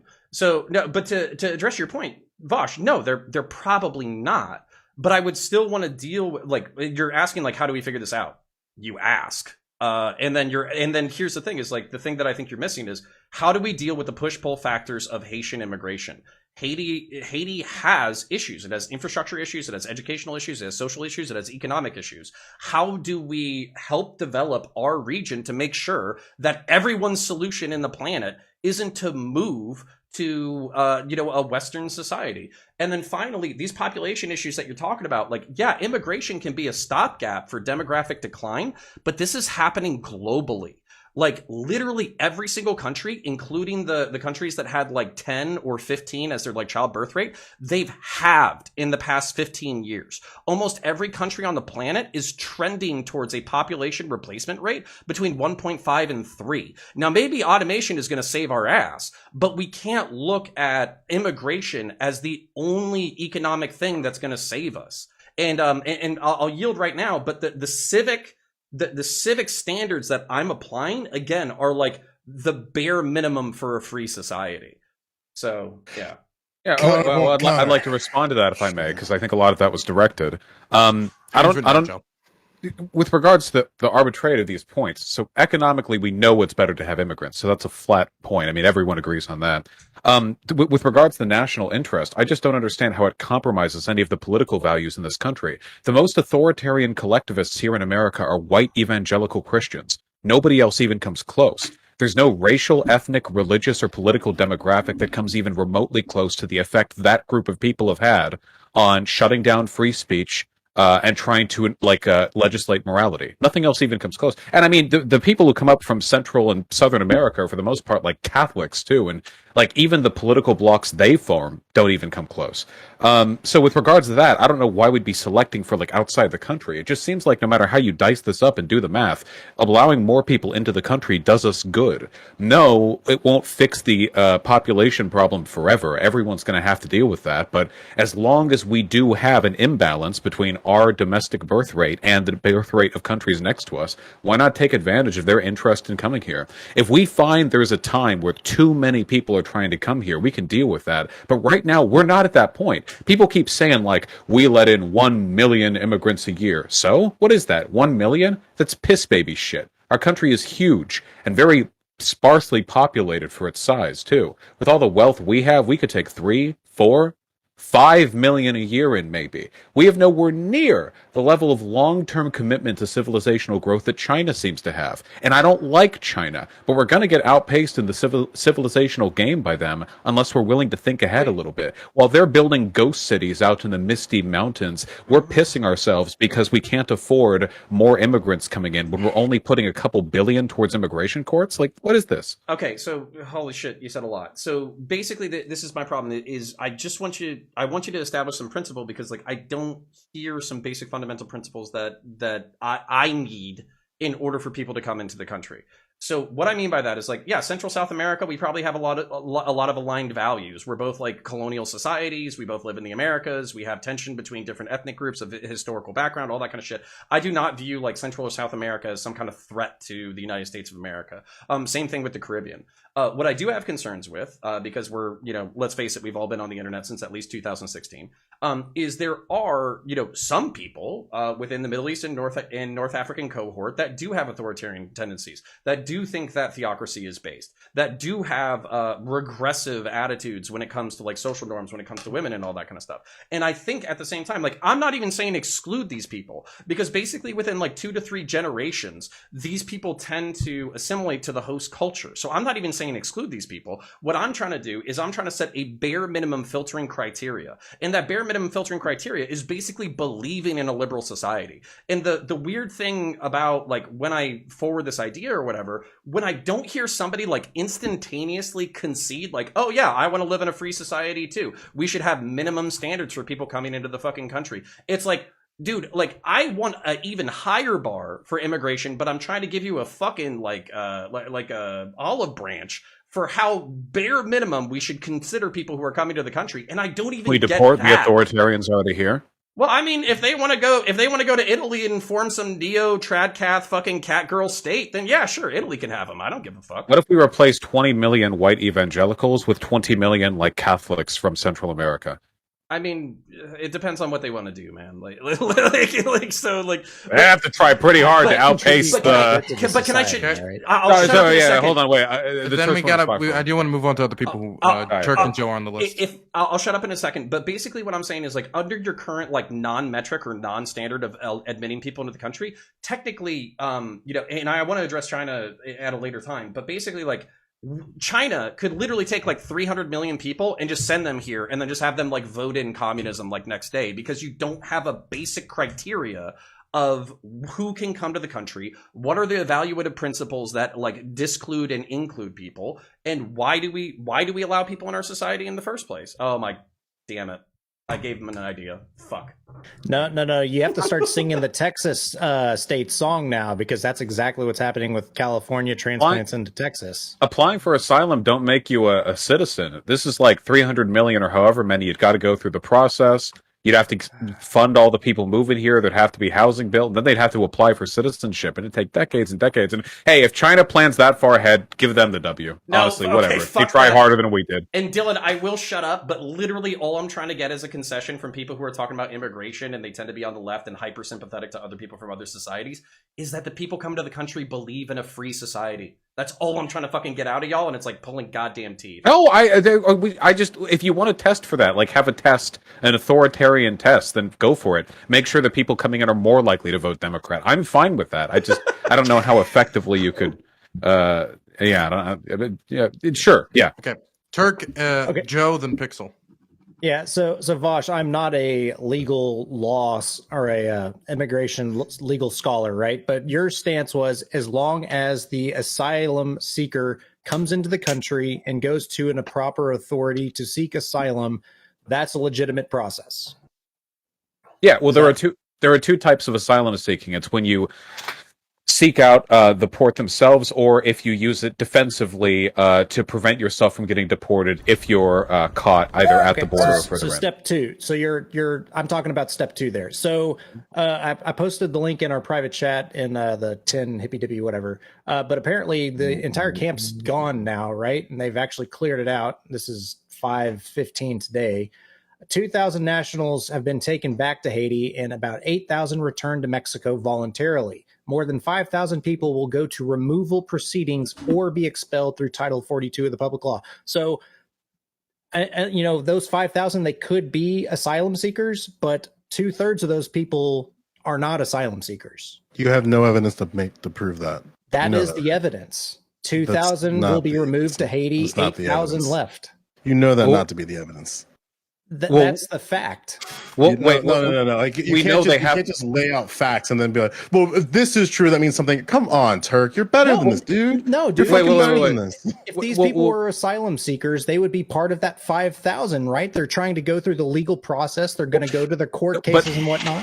So, as I understand it, the problem is that America often just ignores international law when it comes to asylum. Like a Yes. ton of the law that we have, like that's one of the reasons why a lot of asylum seekers don't go to a port of entry. They go into the country and try to establish themselves in here first. It's because they know that U.S. officials just flat ignore international law. You're supposed to be able to, once you declare yourself, get that shot at a hearing. But the people who are returning to Mexico, like voluntarily, I gotta wonder about how voluntarily that is. I doubt they were just like, oh, okay, and like walk back. They probably wanted to put forward an asylum claim. No, that's a fair statement. I'm just saying that there's reports of 15,000 people living in this bridge, under this bridge, that Yes. is in the United States. So they're not legally here. They haven't gone through a port of entry. There's some number of them that could be going through legal asylum processes. And there's a larger group, majority might be a safe term, that are not going through the asylum process. Is that an So accurate statement? let's lay this out a little bit more clearly here, right? Let's say we grant the ability for all of them to submit an application. Oh, what was it? 15,000, excuse me, 15,000. Do you think with that surge, we're going to see an increase of the acceptance rate for Haitians? I can't make that guess. I'm just saying I have a that, lot of evidence to say no, but and I don't have that evidence. Feel free to Yeah, the send it grant- in the chat, current- and I the can current read rate- what the acceptance rate of asylum seekers are that Sure, are these this is- Haitians in this current situation. yeah, well, the grant rate, which is the rate of individuals who are accepted, is bottom. Haiti is at the bottom. Even like, and I'm saying That bottom, goes to my bottom. point at the Like beginning. We need to be 4.62. funding more. We could accept all of them, and even if we accept all of them with a grant rate of 100%, we still wouldn't be accepting. We'd be I'd relinquish. We'd be probably in the top 5 of acceptance. But even then, like it's piss in the ocean. So why We isn't this can- number 15,000 that are all coming in here for asylum? Why is that There's number there's the number so it many is? there's so many factors to that, and you know that. And I'm not going to participate in this level of nuance exposing I know more about you on this topic. We can talk about this off stream. So you're basically just admitting like the Biden administration is being totally inconsistent here. Nobody The knows. Biden, you want? nobody knows what Lecture they're fan. doing. Yeah, I love you. Nobody You can ready? justify You what they're ready? doing. Wait, Nobody I'm can gonna give you a explain spicy it. take. Stop. I didn't think- hear. I didn't hear anything of what Lecture said. So Sorry. I'm going to respond, and then Yeah, we'll go Joe, to let Pixel. me- Yeah, of course. I'll just No, go for I it. was just saying, like, the reality here is that the Biden administration is totally inconsistent all the time. First, they're deporting people, then they're not, then they're letting people make asylum claims, then they're not, and it's total. It's this total, and then they're out there telling people, "Hey, don't come here, don't come here," and then when they come here, they're saying, "Okay, here we're gonna." Some of these people are being processed and given one of these notice to appears in 60 days. Other ones are getting actual asylum cases started and getting thrown into the million plus backlog in a 5-year process.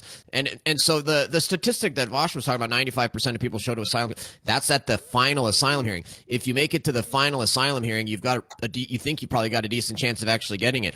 The issue is that 80-90% plus don't ever show up when they're given one of these 60-day notice to appear. So our immigration system is incredibly 80%? complex. Very, very few people ever actually understand our immigration system. It's very, very complex and confusing and totally screwed up and totally inconsistent. And this is a disaster. The Biden administration has a disaster on the border on their hands, and it's causing all kinds of problems. Yeah, but the pushback, Lecture fan, we can't act like it's just the Biden administration. I'm gonna. I need the evidence for that. Where 80%, all the stats that I'm seeing, 99% show up, 92% show up, and wouldn't the final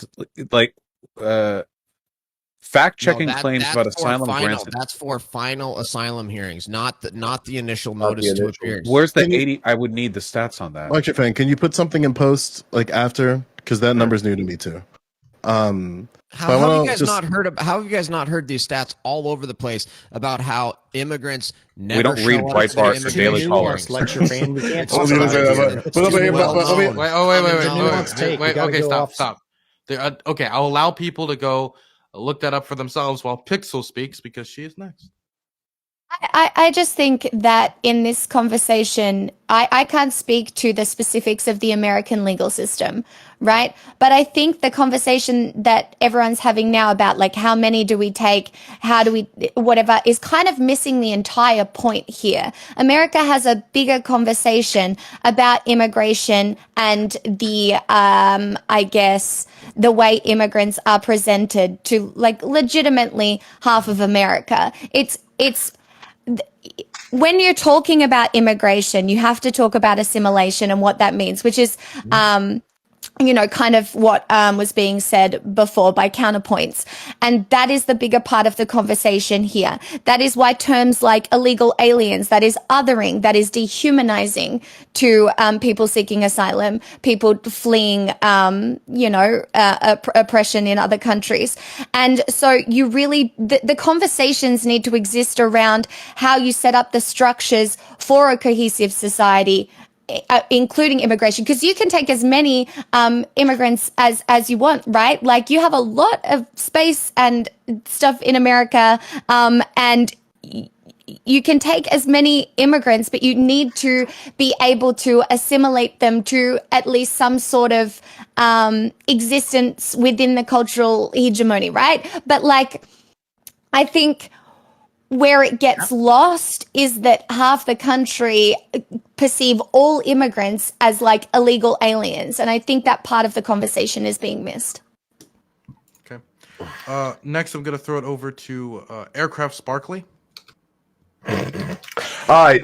So, Pixel, you actually have a good point on the assimilation thing. Yeah, it's something that does need to be looked at when we're looking at immigration standards. Many countries actually have laws that require a certain amount of assimilation in order to become a citizen of that country. Can you elaborate on that, please? Yes, if you live in in the country of Saudi Arabia, you must speak Arabic in order to become a citizen there. All right.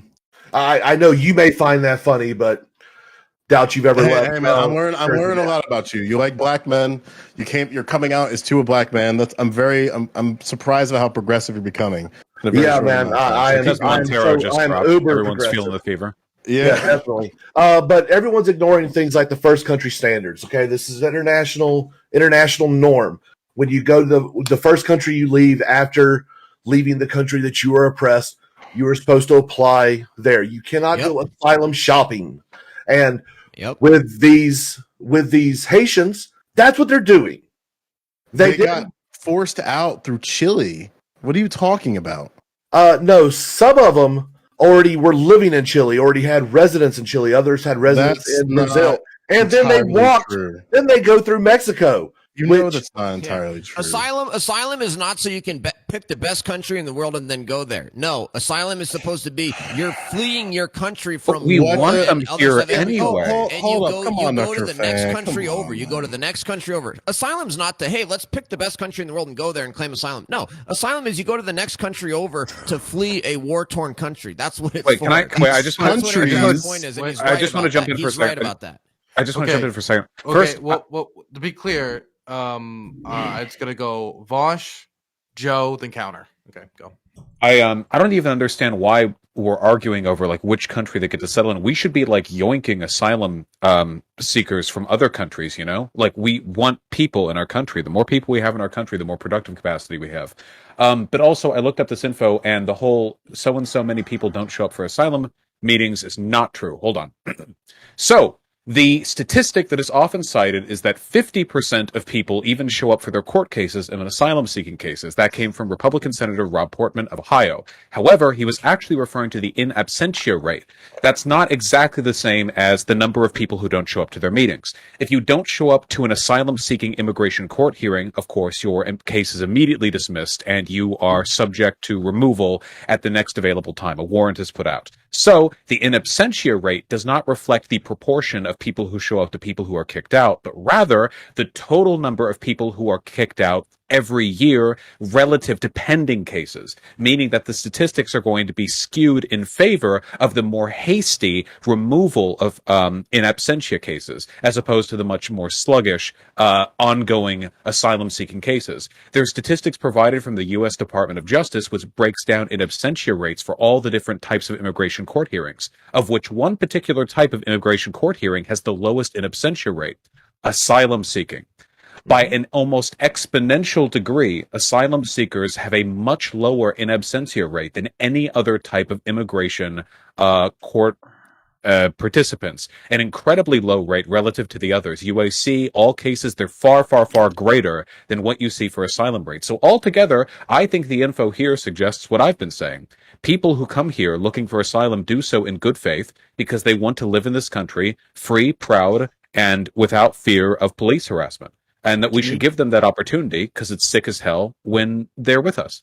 So what You actually got that link in constitutes chat? well, what It's my constitutes turn to actual talk. reasons for asylum there, Vaush? Because I think economic It's isn't my listed turn. there. It's my turn to talk, please. As the bottom of this relationship, Sparky, I want to be heard. I'm Joe, glad you just accept the keep fact that you would interrupting, definitely dude. be the Stop. bottom. This is really petty stuff, dude.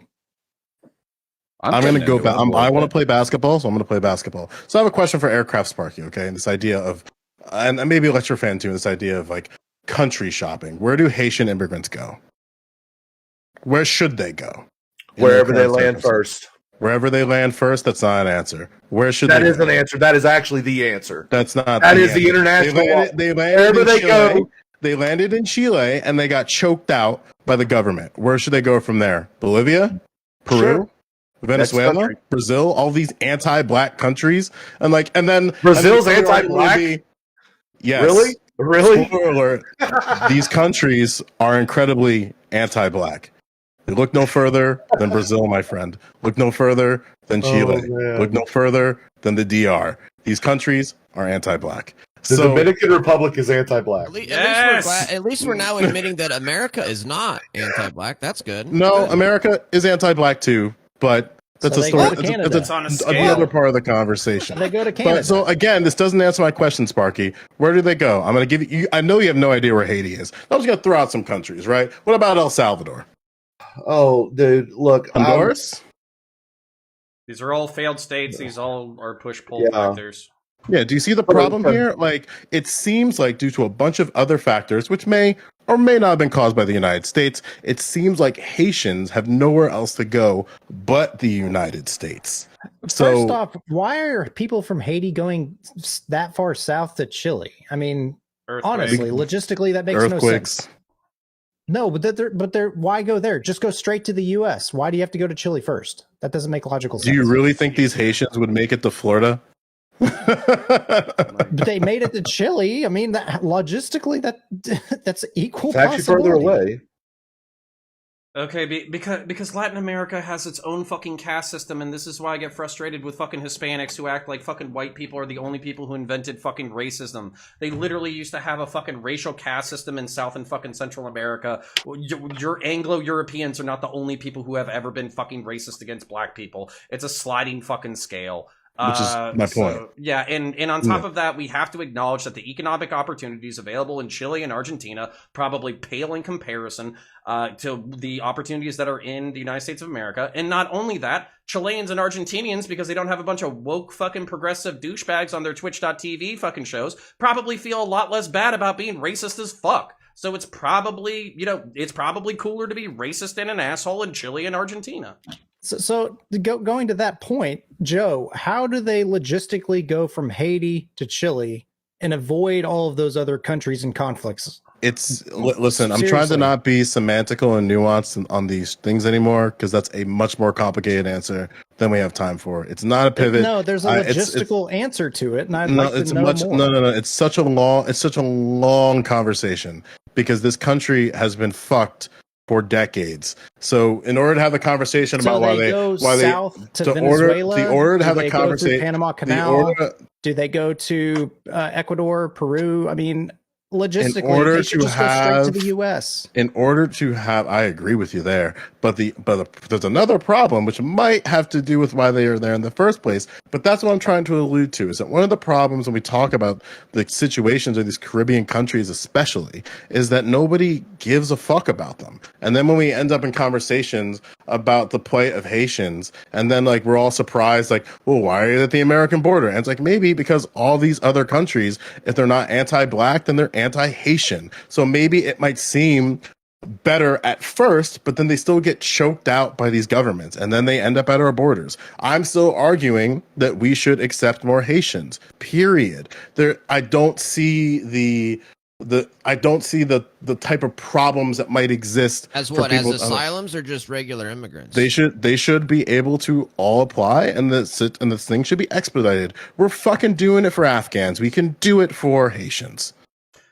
But okay, but this is my fucking Well, problem. now before 1 second. First, I want to acknowledge that Aircraft Sparky is the most progressive person in here.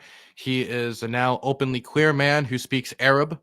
I want to throw it over to Shu, because Shu has said literally nothing the whole time. I'm going to make her talk. Literally, if she just passed or anything, just give her a chance. No? Just Or- bring up one thing. Oh, Okay. wait, can you hear me? Yeah, I can hear. Can you hear me? yes. Oh, okay. I thought I was on mute. Okay, so just to bring up one thing that like is sort of I think is an issue is like when people immigrate here, they usually like wind up living in little pockets. And I know that my freaking ancestors came here and they moved to like Brooklyn and Little Italy and whatever. And I feel like we should do something about that where we should like spread people, out, and so they don't all just kind of, get into one little group and like they don't assimilate or whatever. How do you guys feel about that? Do you think that's good? I totally Or- agree with that. I totally agree with that. That's a big part of assimilation, and I think one of the reasons we're not seeing that as much as we used to is because today we have the highest percentage of foreign-born people living in the United States than at any other time in history, other than I think like the 1890s. But as a percentage of the population, there is a higher percentage today than at almost any other time in history. And so I think once you get to that level where there's so many foreign-born immigrants here, you're going to naturally start to see them do enclaves like that and less assimilation. And I think ultimately that kind of leads to a destabilizing society, because then there's not as much of a shared culture. And I think a melting pot is ideal, Wait. and not like these little enclaves of this, and the other thing. Backdoor anti-redlining? Was that a backdoor anti-redlining? Yeah, well, I think it's a 50-50 thing, because on one hand, I think that ethnic minorities have a right to establish cultural enclaves in our country. After all, this isn't really a melting pot, it's a salad, right? I mean, so much cool stuff in America is because we have the input of different cultural influences. I think that's good. I don't want everyone to be, all I Love Lucy white picket fence, or we'd have nothing coming from this country except for, I don't know, gelatin encased food.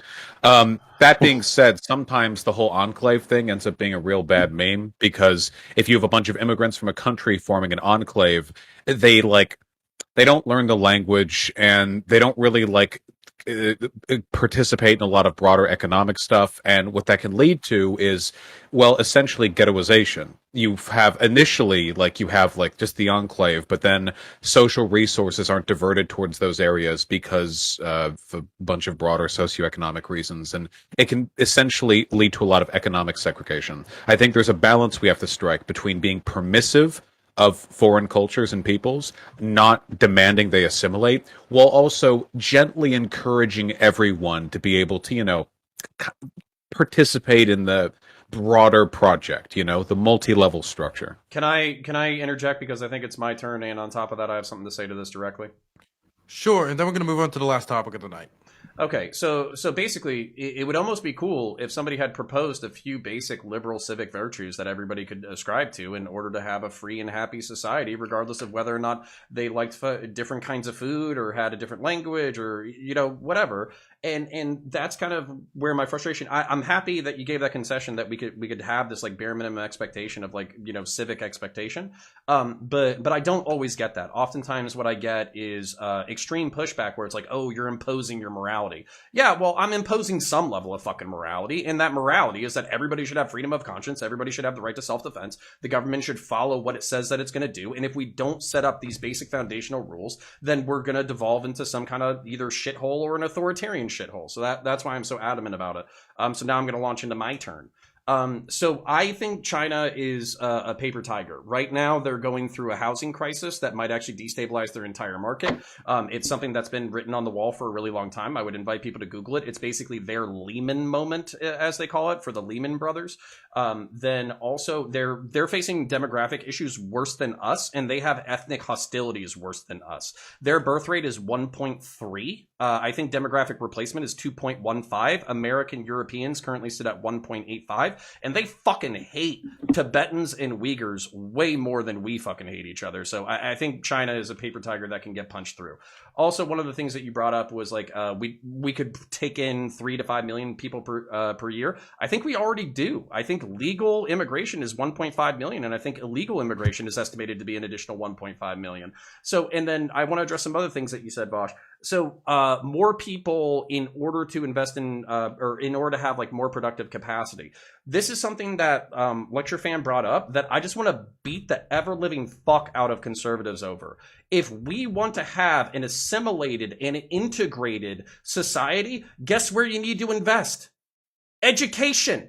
It's your one fucking opportunity to give people communal values, communal language, and the opportunity to thrive. And instead, we got a bunch of libertarian and ANCAP dickheads trying to fucking slash the social safety net that it allows our fucking society to function. So I'm appealing. So yeah, it needs to be compulsory. Sorry, Demon Mama.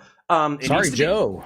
So it needs to be compulsory. But on top of that, if you want to have strong social institutions, you have to reinforce those strong social institutions. And we shouldn't be conceding this to a bunch of like progressive and leftist fucking dickheads. We should be looking for strong social institutions in order to forward an American agenda. So that's frustrating as fuck to me. Wait, and so are you for school choice then? Okay, I would not care about school choice if it was a broader picture of schools in general being of good quality, and if school choice was a factor in increasing that quality. I don't want school choice to mean that in the ghettos there are shit schools, and in the cool areas there are good schools, and then people can just fucking move around, and then we just let all the dumb fucks in the fucking shitty areas like lapse into fucking poverty and misery and criminality and fucking violence and shittiness. Like, fuck that. Like, everybody should have an opportunity to a good education, regardless of whether or not they're a good person, regardless of whether or not they come from a good family. And the fact that like conservatives and Republicans have left the fucking field when it comes to reinforcing education is a major civic lapse, because guess what your best opportunity to educate young Americans about what being an American is? Fucking school. So, all right, sorry if I'm a little frustrated, but god damn it, that pisses me the fuck off. So anyways, to all the conservatives who are actually listening to this, take the opportunity, understand that conservatism is not about slashing social fucking safety nets and promoting Christianity. It's about creating strong social institutions that promote a healthy society. And I'll leave it there, and that can be my outro as well, Dylan. Okay, now we're doing outros. I'm going to start with Aircraft Sparky. Okay. Yeah, that was a ridiculous rant there, Connor. Look, conservatives aren't against strong education, school choice, things like that is how we get around the problems with the public education. But this isn't about all that. If you want to talk about that, reach me offline. You know where to find me. When we talk about the refugee deal, especially with the Haitians, hate to break it to you, first country. They don't show up in Florida. They don't show up on the coast somewhere. They have went to another country. They must apply for asylum there, and then they have to keep on moving. That's really what it is. So when it comes down to the Haitian refugee issue, it's very simple. Remain in Mexico policy, which has been upheld by the Supreme Court. Go ahead and follow that, and Mexico will end up absorbing a lot of those individuals. Although I am I'm laughing at the Biden administration's suggestion of, oh, we're going to deport some of these people over to Gitmo to hold them. No, that's not a good idea at all. With the Afghans, we did horrible things to that country. The ones who helped us, we should immediately give them refugee status and bring them over. We did a lot of that, but we left a lot of those people there. And that is actually a problem. We brought a bunch of people who were unvetted. In fact, in Wisconsin, they just arrested 2 of those people who were unvetted, one for child sex and the other one for domestic abuse. There's been a couple of instances up in the Northwest where they've been having problems with some of these Afghan refugees who are not vetted. They were brought over here unvetted. I understand, and you know what? I will gladly accept them if they assimilate. And they don't have to give up their entire culture. They don't have to give up their religion. They just have to learn basic things like, hey, we kind of value liberty here. Well, most of us do. Some don't. And look, we conduct business in English, little things like that, just to make their lives a little bit easier. If they're willing to assimilate, I'm willing to take them in. And then we probably need to reform our immigration deal. I would suggest something over more towards a New Zealand style of immigration policy where, hey, we're not going to just accept anybody. You need to actually bring something we need. So we need skilled labor. We need people with certain types of education requirements. And yes, we do need general laborers as well, but we don't need a crap ton of people who don't actually possess skills that can benefit America. I have no problem with immigration. Legal immigration is perfect. It is wonderful. It is great. You don't allow complete asshole strangers into your home. You actually want to bring people into your home who you know. That's why we vet people. That's why we have the application process for immigration. If that's followed, all are welcome. Thank you. Okay. Joe? Yeah, it's funny seeing right wingers talk about education when then when they say like, what's the first country they go to? It's Florida. So I didn't know Florida was a country, but then again, maybe it is, right? Run by Vice President Ricky Rose and President Armando Perez, as everybody we might know colloquially as Pitbull. So I'm very glad that I guess Florida ended up into a country in the past 24 hours. It's fucking news to me, dog.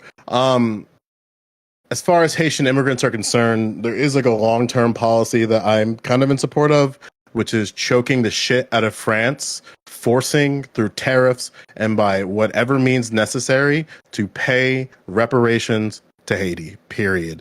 And we can do a lot of things to do that, but I think we have to choke the shit out of their economy until they fucking pony up.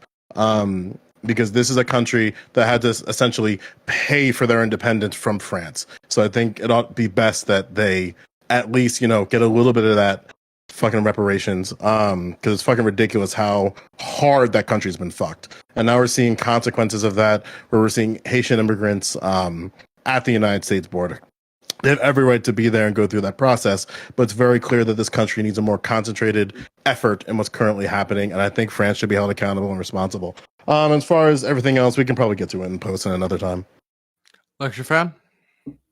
The reality is that 90% of the people coming here illegally or coming here at all to make any kind of claim are coming here for economic opportunity. Economic opportunity is not a valid claim for refugee status or asylum or anything like that. That's just the reality. So if you want to talk about asylum and refugees, that's Afghanistan maybe. That maybe was Haiti in 2010 after the earthquake. It's not Haiti today. This is all has to do with economic opportunity. The American people know that. We also know that the border crisis is completely of Joe Biden's making. The numbers of CBP interactions have been rising every single month since Joe Biden took office. It started out at 100,000 a month. It's up over 200,000 a month now.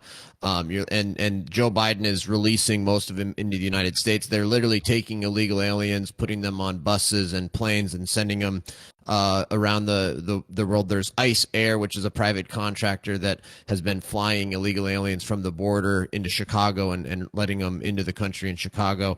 This, I think, is a big reason why Joe Biden's poll numbers are tanking, why the Democrats are starting to get very, very nervous about 2022. Remember, Donald Trump won the presidency on immigration. And if you Democrats want to keep pushing this open border stuff and allow everybody in when we have a lot of problems here already, and we don't necessarily have a lot of benefits from allowing in all of these illegal aliens, I think it's going to be a rough 2022 for the Democrats. Okay. Now I'm going to throw it over to Pixel. I find it so interesting, LCTF fan, how every time you say something, you're using it as like anti-Biden like propaganda. It's very interesting. I'm going to take it back to a more theoretical thing about why you're having issues with American immigration. I actually agree with counterpoints in that there is a big thing in America where you have educational problems. And I think where my version of assimilation and a lot of, I guess, right-wing versions of assimilation is that in America there is a very strong patriotic cultural identity. And not that I'm saying there needs to be compromise on that side, but the idea of what it means to be American kind of needs to be inclusive. Like if you want to have a multicultural society, there needs to be assimilation efforts from both sides of like whatever cultural dichotomies you have, right? I hate that I said both sides, but you know what I mean. Sometimes I get muddled over my words. But I think that's where the wider problem is in America, because you're going to have a lot of problems with immigrations if people keep calling them illegal aliens, if people keep othering people of different ethnicities, people of different genders. And so I really think that the point was kind of missed in this conversation. But yeah, that's my final thoughts on this. Now I'm going to throw it over to Shoeonhead. One point that nobody brought up, that's I think is really important when it comes to like Mexican immigration is just the fact that we need to do something about the drug war in general. That's like a huge factor of like why that shit happens, and I feel like we really need to do something about that. And it's always thrown on the back burner, like no one really talks about it, I feel like. But it's like a really important issue. And yeah, I don't know, just our whole immigration system needs to be more focused on, more reformed. Like I don't think like the wall is like more of a symbol than anything, honestly, because most illegal immigration like comes in legally technically. Isn't that I think that's right. And then people like just stay here. So, yeah, I don't know. We just yeah. That's it. I've been learning most of the stream, so I've just been sitting back. Okay. Now we're going to throw it over to the Turk. So I'm really disappointed we didn't get to talk about horses more, because we all know that ivermectin is a really good and positive drug towards COVID-19. I think I even saw a tweet from Dylan Burns where he promoted the drugs. So I think we should definitely talk about that more. As far as the border crisis, I'm a compassionate person. I would love for, and that's why I brought up the news story. It's like if none of those people that were reported as being removed have asylum claims, that's sad. We should be able to take all of them, right? And we should fund that. Go into, I think Vaush was talking about this a lot. But it's like, at what point do we start to stop spending money on other things? Because if we quadrupled our asylum claims budget, let's say it's that one. It's like, what program are you willing to sacrifice in order to help these Haitians or just asylees into the country in general? Y'all have got to start giving a little in order to getting a little bit from a policy perspective. And then as far as Joe Biden's concerned, going to lecture fan, it's like, he knows this is here and he's handling it poorly. That's a fact. And his numbers are tanking because of it. He's got to do something other than just get him out of the camp. He actually needs to say, Congress, do something about this, not just, ban horses from the border. Okay, nice chicken nugget. And I mean, yeah, Turk, it was a pretty aggressive tactic that when I promoted the ivermectin. I mean, personally, like, I want to win 2022. And if I think the more conservatives that use ivermectin to defend from COVID, the better chances Democrats have at winning in 2022. As long as it's the pill form and not the paste. Mm-hmm. We're going to throw it over to Vaush. Yeah, well, I mean, tax the rich and cut the military budget. That's my default answer to this question. And given how small the money we allot to immigration courts is, I think that's actually it'd be pretty good exchange there, altogether. Anyway, look, at the end of the day, this all comes down to what the American people want. Why did Donald Trump lose in 2020 in a historic defeat? It's because the American people knew that his anti-immigration status was bullshit. It's because the American people knew that his xenophobia and his exclusionary behavior was un-American. And the American people knew that there was in fact no legal obligation for asylum seekers to declare asylum at the first country they travel through on their way out of their home country. Just like the American people know that without a full enactment of due process, there is absolutely no way to know whether or not an asylum seeker has a legitimate claim, which is exactly why we should uphold our own legal institutions by giving them the opportunity to hold their day in the court. There's been a lot of misinformation spread in this panel itself, none of which is Twitter TOS, by the way, and the American people know that. And my word to Republicans and to Donald Trump would be that things are looking pretty bad for you guys, unless you're willing to listen to the American people on these critical issues. We're looking real bad 2022 unless we pump up that immigration court budget. But I mean, we'll see. A sleepy Trump probably not going to act on that one. He's not in touch with what the people want. He's a East Coast billionaire media mogul, folks, not really keyed into what American people want. Sorry. Okay, now we're going to go on to the next topic, but first, everybody in chat, once again, I would appreciate if you went to the YouTube channel, DYLANBURNS TV, Dylan Burns TV on YouTube. We're pushing it really hard right now. We're trying to get to 50K, and it costs you literally nothing. If you want to support the channel after doing that, sub, dono, you all know it. Primes are completely free, but they help me out a ton.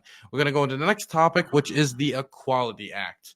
The Equality Act, or by its long title, to prohibit discrimination on the basis of sex, gender identity, sexual orientation for other purposes, is a bill in the 117th Congress that has to do with amending the Civil Rights Act to prohibit discrimination on the basis of sex, gender identity, housing, sexual orientation, etc., when it comes to federally funded programs, jury service, and other things. Now, I assume, since it was the topic, you all researched the Equality Act yourself, and all have that, and you already know what it's all about, since it was one of the topics. What was the bill number? It's a well, you constitutional researched it amendment beforehand, proposal.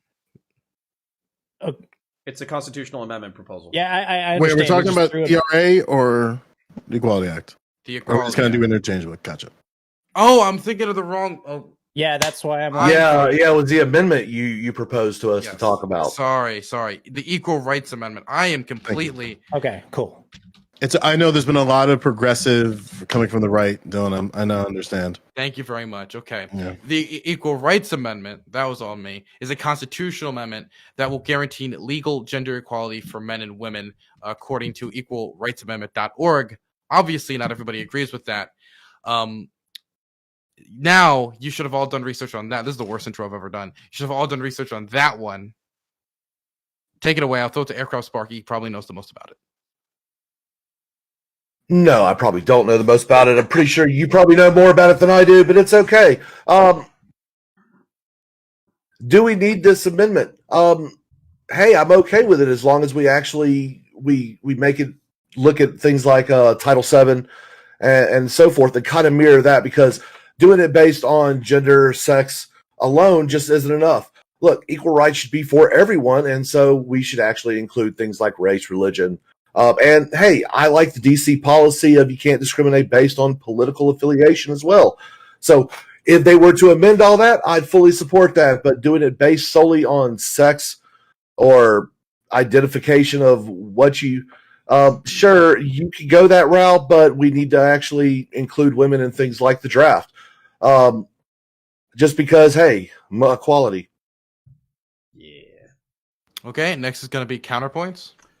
Yeah, so I can articulate the conservative hostility to this amendment, and I can voice my own hostility to it. So basically, the 14th Amendment already enshrines like due process of law, that like equality under the law. As a matter of fact, most like civil rights cases have been decided under the 14th Amendment, and it's been interpreted pretty loosely in the courts. The problem with the Equal Rights Amendment is it does make like gender, sex, gender expression, and all that kind of stuff like necessarily equal across the board. And the fear here, particularly for conservatives, is when it comes to religious institutions. If you're not allowed to discriminate based off of like sex, gender expression, sexual identity, all that kind of stuff, then does that mean that like Orthodox Jewish folk have to preside over gay weddings? Does that mean that Catholics have to? Does that mean that everybody has to? Do religious institutions or religious schools, do they have to accept trans employees? And while there are plenty of religious organizations that are very progressive and are starting to become accepting of LGBTQ folk, is this something that should be federally mandated? And even if the religious protections in the First Amendment are used to battle the language of this proposed amendment, the question is how is that going to affect like the ability of these religious institutions to be sued when they don't provide equal services for LGBTQ folks? So then it becomes a question of like religious power and the state's ability to interfere with religious institutions. So that would be my objection to it. However, if we do pass this amendment, then I want to play a Uno reverse card. I want women to be signed up for the military draft. I want women to be like 50%, like I want to institute 50% across the board male female employees. You got 80% nurses, fuck that. We got 50% male nurses right now. You got 80% school teachers or women, we got 50% male teachers now. So basically, if we're gonna go fucking all 19th Amendment authoritarian sexist on it, then I want to go full fucking hog. And I'll leave it there. Okay. Now I'm going to throw it over to Lecture Fan. So the Equal Rights Amendment is dead because it's been tried to be passed as a constitutional amendment since the 1920s, and it's been attempted to be ratified, I think, basically ever since the 1920s, and there's been some things, but my understanding is it's dead. It can't be ratified now. It didn't reach enough ratification. So I actually thought we were talking about the Equality Act, since that's actually recently passed Congress. But no, the big problem with the Equal Rights Amendment, the reason that it never got ratified, the reason that it's dead, is because it would basically erase all of the protections that the feminist movement has got for women. So, for example, it would eliminate Title IX equal funding for women's sports. It would eliminate the WIC program for women, infants, and children. That would be considered illegal under that. It would basically do all of these things where we've got all these laws right now that are designed to benefit women, and it would basically get rid of all of those. So that seems to be the main reason it failed, is because it basically undoes all of those things, because those would be considered, oh, well, shoot, you've got a law here that says, women, infants, and children can get, special funding to pay for needs and necessities when it's a single mom with a baby. Well, that's a law that's based on sex, so that's illegal. Now, that's totally unconstitutional. Same with Title IX funding for women's sports, and the list is almost endless in terms of things that it would invalidate. So that's why it's failed. It's not going anywhere. It's dead. It's not going to happen. Okay. I do want to clarify that the reason why it was chosen is that 1 year ago it was ratified by the Virginia General Assembly. So that's why there's increased interest in it, because it is being ratified on multiple state governments. Can I go next then? On a federal level, though, you could say maybe it's dead. There is a debate about that. My understanding is that the consensus, though, is Virginia can still ratify it, but it's not going to ever actually amend the Constitution. But you're right that there is still like interest in it. Okay. Now I'm going to throw it to. Can I go next then? Because that's part of my point. Okay, sure. Yeah, so like I can cherry pick a lot of these topics that have been brought up, and first, I'll often say that Texas has already ratified the amendment, and as a true-blooded Texan, I love my state, so like I have to go with what they said. I would say, though, that it would be good to have a public discourse about the amendment today, because if we're trying to ratify it today, let's see what all the states today have to say about it. However, I am really interested in the legal gymnastics that would be required to pass a bill or an amendment that was given a timetable that is passed. Other states have rescinded their ratifications of it. Other states have ratified it past the date. So I'm really curious what the mental gymnastics and all of that really is. But I could talk about a lot of these different topics, but know that as a Texan, I unfortunately do go with what Texas said. Now, if there was some confusion of if it was the Equality Act or the Equal Rights Amendment, I'm fine with the conversation expanding to that as well, since there's interest in both of those. So I'm going to throw it next over to Pixel. So I find it very difficult to speak on the particular legalities of like the American political system. I think it's very interesting that LCTFN was like it went very this protects women, when I think that the amendment itself is to increase protections for women under the Constitution, at least in some sort of like tokenistic way. I think it's. I mean, I think it should be ratified, even if it's just tokenistic at this point. And then I'm happy to open the conversation up to one that is, I guess, more about gender equality in the US. But as for like Australia, we have like the Sex Discrimination Act of 1984, where basically everything in the amendment, well, similar or comparative distinctions that are like in the Equal Rights Amendment were put into law here in Australia. So just for context, that's my intro. Throw it over to Shoonhead. So I actually think the Equal Rights Amendment is bullshit. I do not agree with it because listen, all right, back like we could have been. I've said this before, but as women. Yes! We could have been home baking pies and shit, right? And now we gotta go to war and die for Raytheon. Okay, we gotta get drafted into war. That's bullshit. No, I'm just kidding. I'm an egalitarian, and totally. Anything that makes people more equal under the law, I'm totally fine with. I'm trying to figure out anything I would have a problem with, and I don't know. I just don't like. I researched the Equal Rights Act before this, and I was like, "What am I gonna even say about this?" But yeah, no, it's fine. I don't really have a problem. Yeah. Got it. Now we're gonna throw it over to Turk. I already went. Oh, I thought. Oh yeah, you specific. I'm just going in order in my head. I missed Joe. Sorry. Yeah, it's funny to me. I personally think at the federal level, we're not gonna see this pass. One of the things that conservatives had their power level on is the power of Christian evangelical women. They've been at the forefront of fighting the ERA for decades, and the two groups to note that you can thank, which is a very big portion of their electorate, is the Concerned Women for America, and then another, I think it's called the Freedom Caucus or something like that. Its name escapes me right now. But basically, what happens is there's a few arguments that they make. One of them that was one of the reasons that they argued is that it would create a situation where women would have to enter the draft or go into combat duty. That was their argument as to why they're opposing the ERA. Another argument they made was abortion. And even right now, you have Debbie Lesko of Arizona saying, I'm just going to I have the quote memorized. If ratified, the ERA would be used by pro-abortion groups to undo pro-life legislation and lead to more abortions and taxpayer-funded abortions.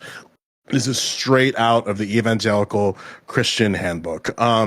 The only reason why they fight the ERA and conservatives fight the ERA so hard is because, one, evangelical Christians are a large part of their electorate. Two, evangelical Christian women are a very large and vocal part of their electorate. Again, like an organization that has been at the forefront, I'm going to say it over and over in this conversation, is Concerned Women for America. Right now, the head of it's Penny Nance.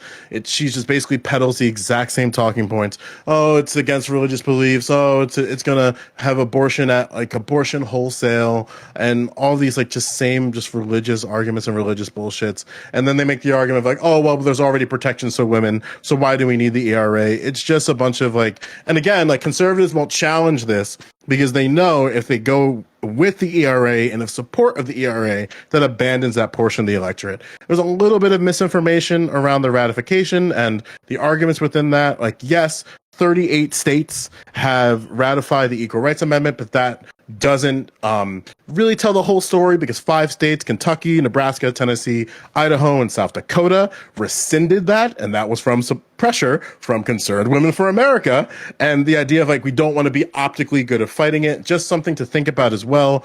All the states currently that oppose the ERA also have a strong presence of Concerned Women for America. So there's a lot to that. And also, the argument of time is bullshit. The 27th Amendment was ratified over 200 years after it was introduced. So we don't give a shit about precedent there. But that's all I got for now.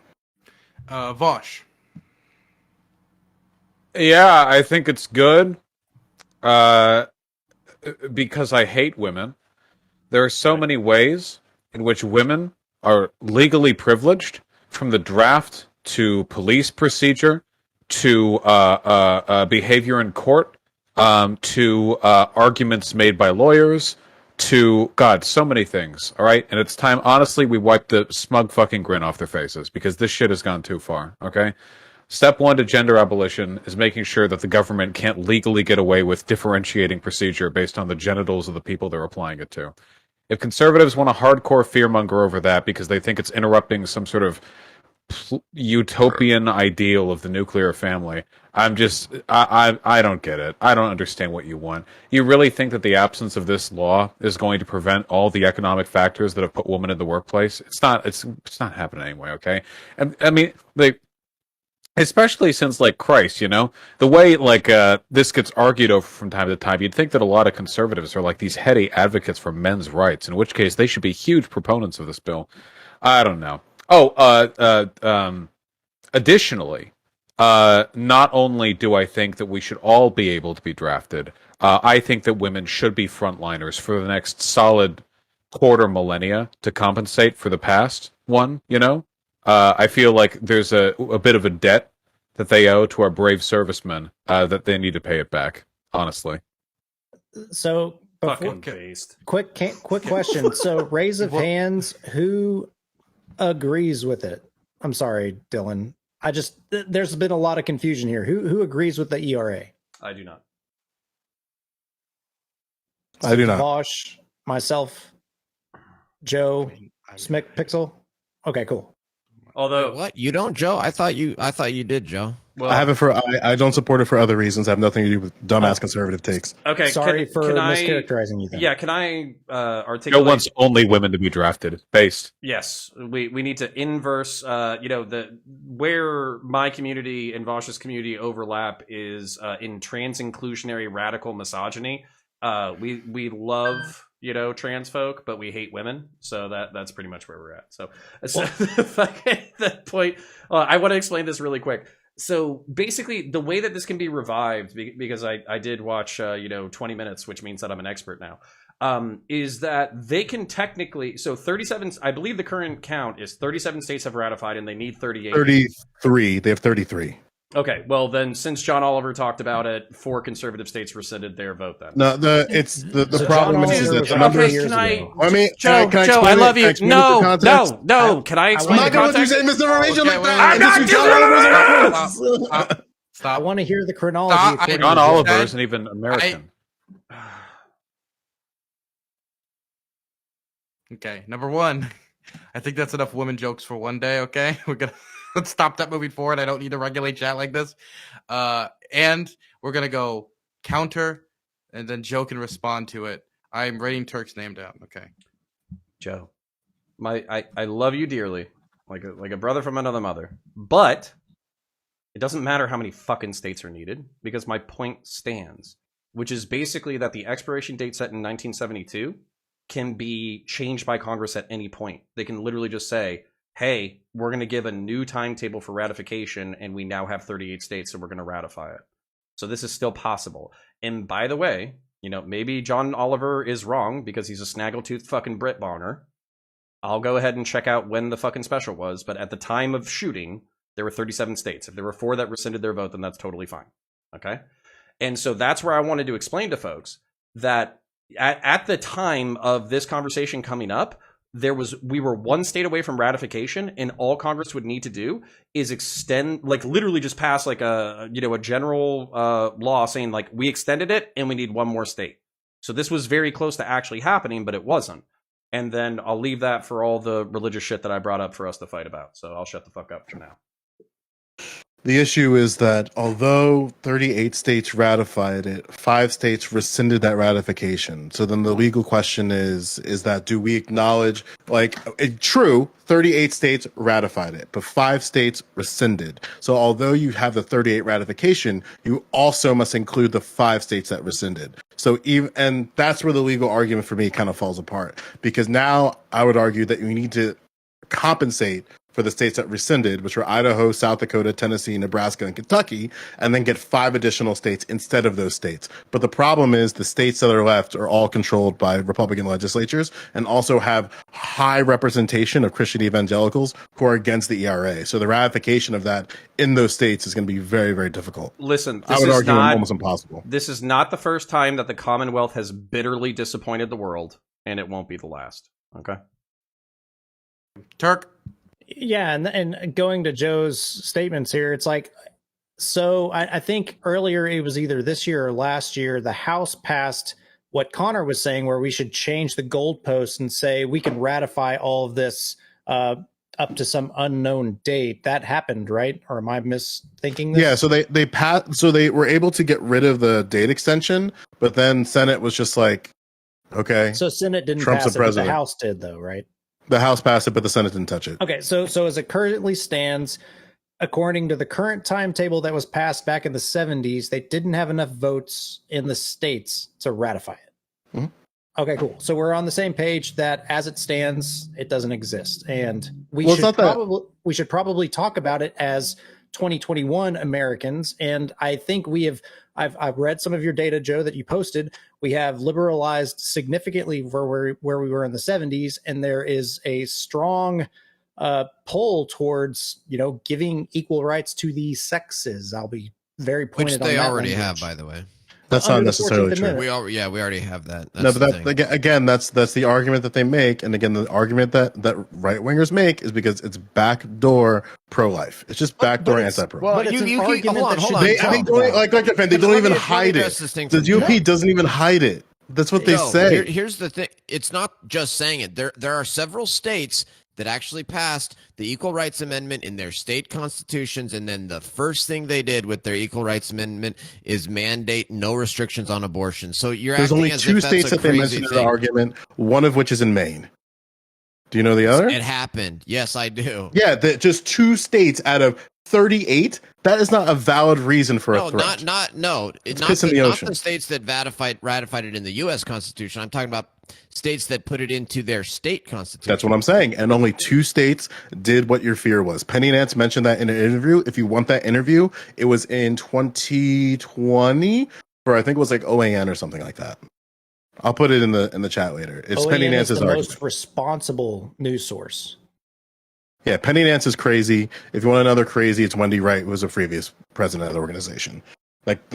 They're wild. They're wild. And again, okay, so if I give you charity and saying that what you said was true, right? We have to. So are we just not going to do that and be afraid of that because 2 out of the 38 that initially ratified it? Now, mind you, 5 rescinded, so the number is actually 33. Yeah, 2 out of 33. That's enough to warrant a fear. Joe, 2 out of 33 is enough to warrant a fear that Joe, we're all going to do that. Can I address this because literally online it's saying that the federal government doesn't recognize the rescinding of the ratification. So literally online it says they don't recognize it. So they have the 38 state quorum in order to get it passed by Congress. But Congress again, Ruth Bader Ginsburg. Sorry. Yeah, no, Ruth please Bader go ahead. Ginsburg argued this as well, is that we have to acknowledge the rescinded states. So just because they ratified, they rescinded it later, and that ought to be recognized. That's why there's a semantical argument on numbers of it being 38 or 33, Okay, and that's what will be used as opposition. Ought to or is, because that's an important distinction. Because if they That's actually the haven't been argument. technically rescinded, then it's still Right. possible to be passed. Right, but I'm saying in 2021, the evangelical Christians who again, the forefront of this argument, I'm going to use evangelical Christian women. So that's the group that's fighting this. This is the part of the electorate that's fighting this the hardest. Lots of people don't like it. Lots of It's people. mainly Lots just of people think that we should have women's it's shelters. overwhelmingly Lots of popular. It's overwhelmingly popular. Again, Oh yeah, I want to make it clear. Banning women's shelters is overwhelmingly banning WIC More, program is over. Come on. again, I've heard these points before. I know where they go. They're just backdoor. They're backdoor pro-abortion. I get it. Like I understand where this argument comes from, and I recognize that. But I'm just saying the argument has to be better, right? Why are you acting like you're this genius expert on the? Because I gave you stuff. I gave you guys shit, and none of you fucking read it. Okay, Joe, can I I gave ask you you this? advance that that's my argument. Joe, can I ask you this question though? So I looked at the data. Take it back, Joe. You said a definitive, absolute. By and large, this panel didn't read anything that I sent. Okay, Joe, can I ask you a question though? Because Yes. basically, let's just entertain. She's braiding her hair. Well, I mean, she's a very femme tradcon woman. That's what femme tradcon women do. So, so I have a question for you, which is like, what are the fears from religious people? Are that in the new day and age with neo-trans, neo-pronouns, trans non-binary folk, like all that kind of stuff? What the way that this law would be used, either at the state or the federal level, would be to impose certain demographic employees that would go against the religious values of certain conservative organizations, like Catholic schools, like madrasas, Yes. or anything like that. And then basically, even if it wasn't even if it wasn't recognized eventually, because there are some religious protections in the First Amendment, this would still leave them open to suit. So I guess my question is, like, do you think that conservative religious institutions have an obligation to employ LGBTQ folk, and that this should be federally recognized and federally enforced? I believe that in its current state, and it's going to feel like a pivot because it is. I believe that I'm just showing you. I'm just showing you the sausage is made moving forward. Showing how the sausage is made moving forward. I believe that the only way to fight, like this fight, is best had in getting 5 new states, and then we can have a better argument at the federal. The problem is, and the one thing that again that you acknowledge and I'm recognizing is that this is sort of the thing that they're going to fight. But the problem that I have is that there's not enough evidence to support the fear that they have. Because again, like one of the things that Penny Nance argues, and the reason why I'm mentioning Penny Nance, because she's the president of Concerned Women for America, I believe that the rhetoric and the practices and beliefs of your president go trickle down to your organization, because they're speaking on behalf of that, is that she says things along the lines of, this is going to make us acknowledge that like these lies that men can be women and women can be men. It's also going to create lies that like, or it's like kind of like sort of, let me phrase this, cloud the truth that boys will be Joe, boys before you continue, Yeah. so I want to rebut that. Yeah, so I guess my question is, so my fear, all right, I'm not a religious person individually, okay? I'm just not. So this isn't like a super high priority for me, but we live in a liberal society, which means that we tolerate other people with different foundational beliefs. Mm-hmm. A lot of religious people, particularly like Catholic conservatives and Orthodox Jewish folk, are not fans of, LGBTQ folk. So my question is, can anybody, like I'll put you off the hook and somebody else cannot pivot.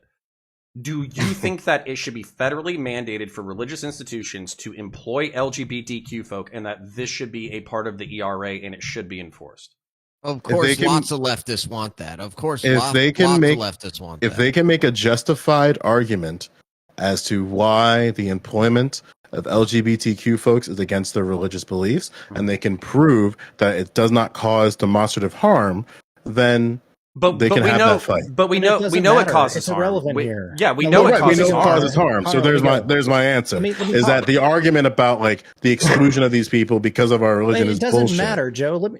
As written with the ERA, it's about the sex, not the gender of the person. No, they So have there's gender a- expression. No, Turk. You know for a fact conservatives do not separate sex and gender. We know but, this. but not just No, that. I'm It going says to the gender law expression as in the written. ERA. Go ahead and read it out loud. I'll read. Let me look it up. Yeah, because Three lines. I almost guarantee you that it involves Section gender 1. and gender expression. It's 3 lines. Section 1, equality of rights under the law shall not be denied or abridged by the United States or by any state on the account of sex. Section 2, Congress shall have the power to enforce by appropriate legislation the provisions of this article. Section 3, this amendment shall take effect 2 years after the date of ratification.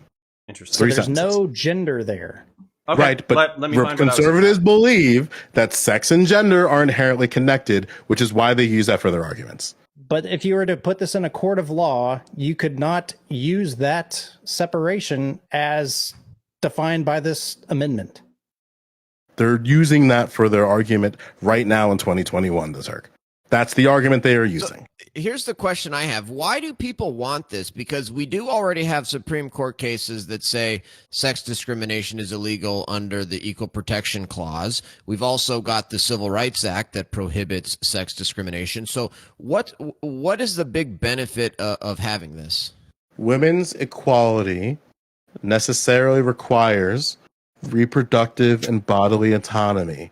And without control over women's bodies, Oh, so you're saying it is cannot about abortion. women cannot So you are saying participate. it's about Women abortion. cannot participate as full equal citizens in this country. I'll say this again because you felt like you had something important to say, and I disregarded it. So I'm just going to say it again. Women's equality necessarily requires reproductive and bodily Okay, so autonomy, it's and about without abortion. women's equality, we can do this for as long as it takes. Women's equality necessarily requires reproductive and bodily autonomy, and without control over our bodies, women cannot participate as full equal citizens in this country. And That sounds like that's a my waste to me. perspective. Can I correct myself? So You can say that's anti-abortion, but I know that argument exists, and even if we went down this rabbit hole, Electrofan, you'd lose it. But we can have this. We can debate this as much as you want, but this is not the hill you want to die on. Counter, you can say it, and I'll probably actually wrap it up after this. We can make Okay. this a shorter topic since people aren't super engaged. Turk, you'll be the first one to do outros. Promise. Okay, so yeah, I just wanted to clarify real quick for those at home who are confused about what I was reading. I was actually linked to the Equality Act, so I was misreading the Equality Act as the constitutional amendment. So I was misreading. Yeah, it. I'm sorry. it's a rough thing. Yeah. Okay. Turk, Is this outros or just general statements? you can make a general statement, then we'll do outros. No, so it's like, Joe, you keep characterizing me as this dumb Republican that can't understand the differentiation between sex and gender. The Equal Rights Act, as written, has that distinction in writing. So do when you you- go to a court of law, that's the law. So then okay, let me ask this question a bit more directly. Do you support evangelical Christians, and specifically evangelical Christian women's argument? Why are you such a bigot? Why are you such a religious bigot, man? Jeez. I'm He a doesn't Roman believe in Catholic, freedom you of dumb religion. fuck. I know more about religion than a lot of you individuals. So let's not jump down that rabbit hole. Do you I'm a want to go devout down that Roman rabbit Catholic. hole? Systematic Devout. theology. Come on. Do you want to do that rabbit hole, Joe? Come on. Be real.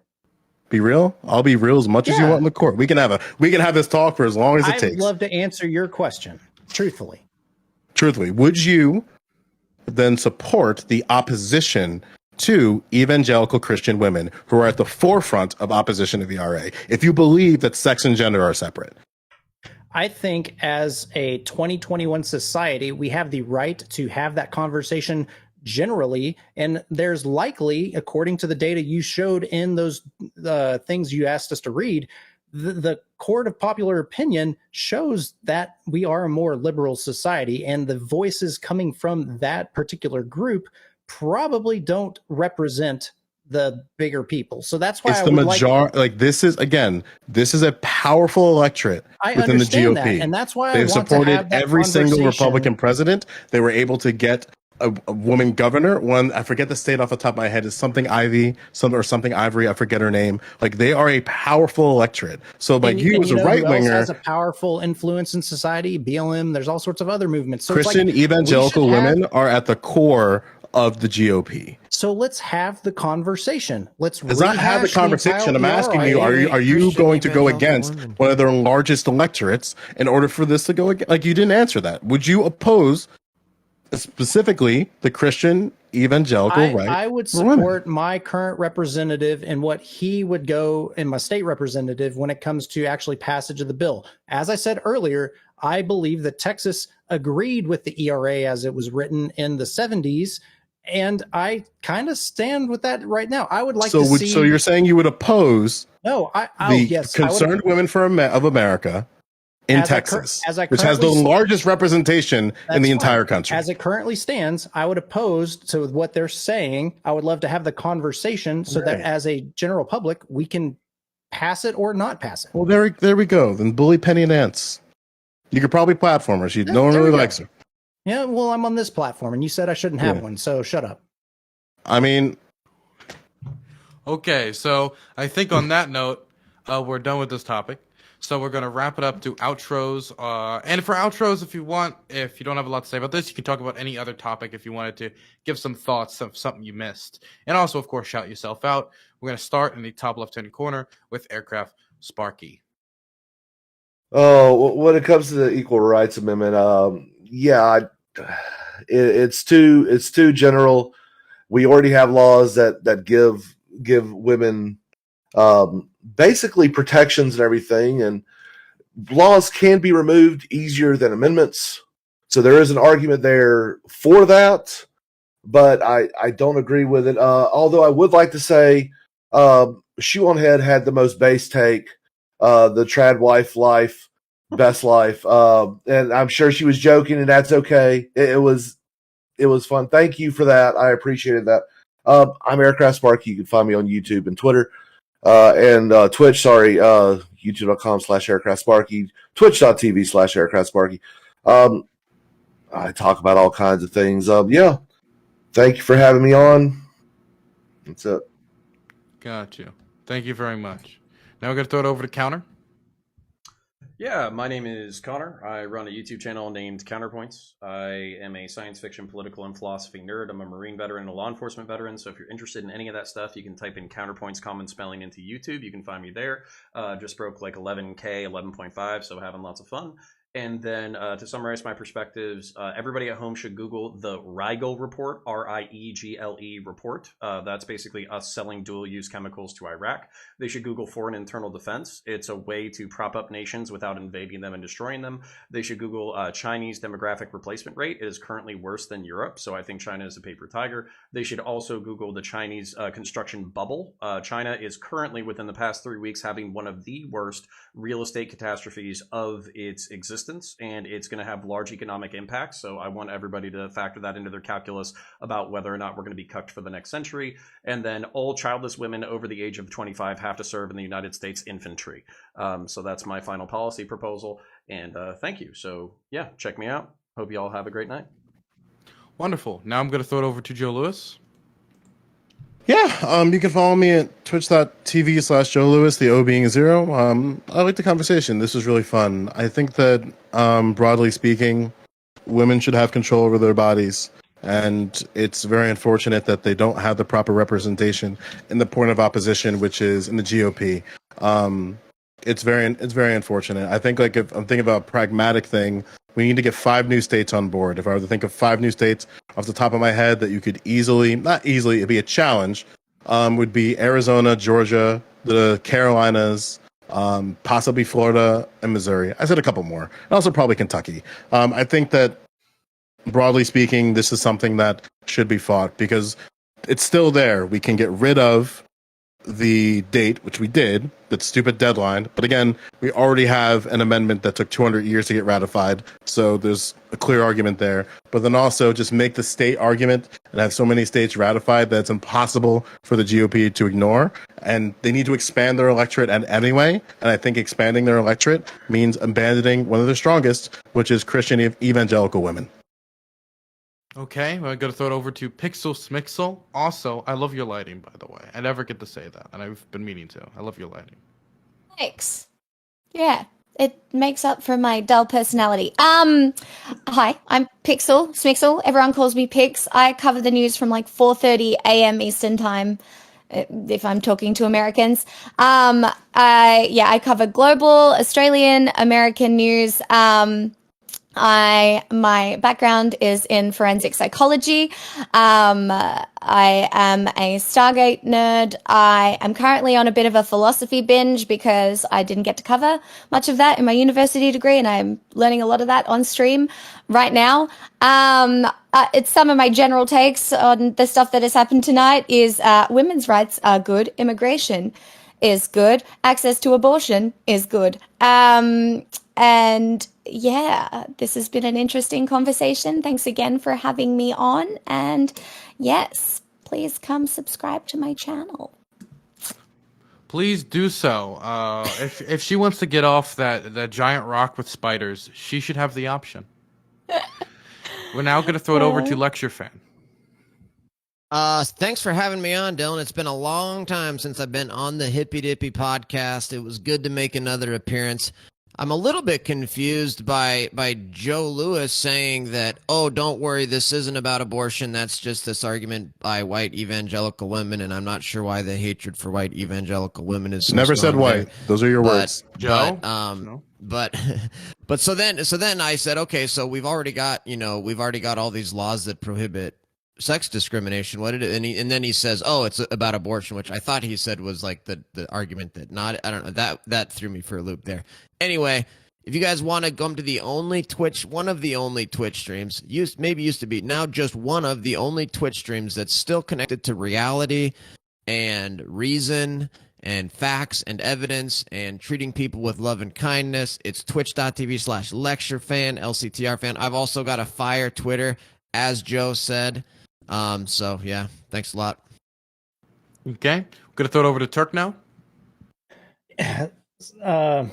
So going to the original topic of the Equal Rights Amendment, I think that as a 2021 society, we should probably have that conversation as it was written, or have Congress rewrite and decide that. I think it'd be a good conversation to have, because I would honestly love to say, Connor, your points are good. We should debate those.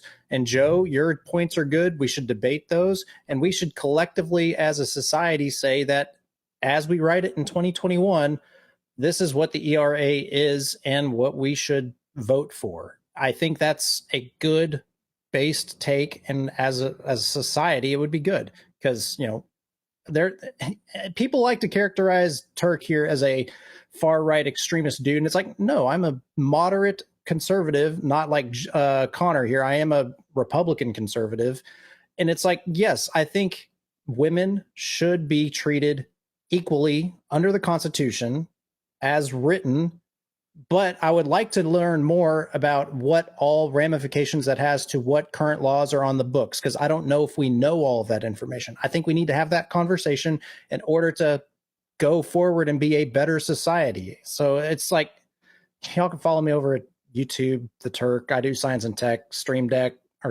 Jesus, not the Stream Deck, but yeah. Now we're going to throw it over to Vaush Vidya, Irish laddie, big streamer, man. Thank you. I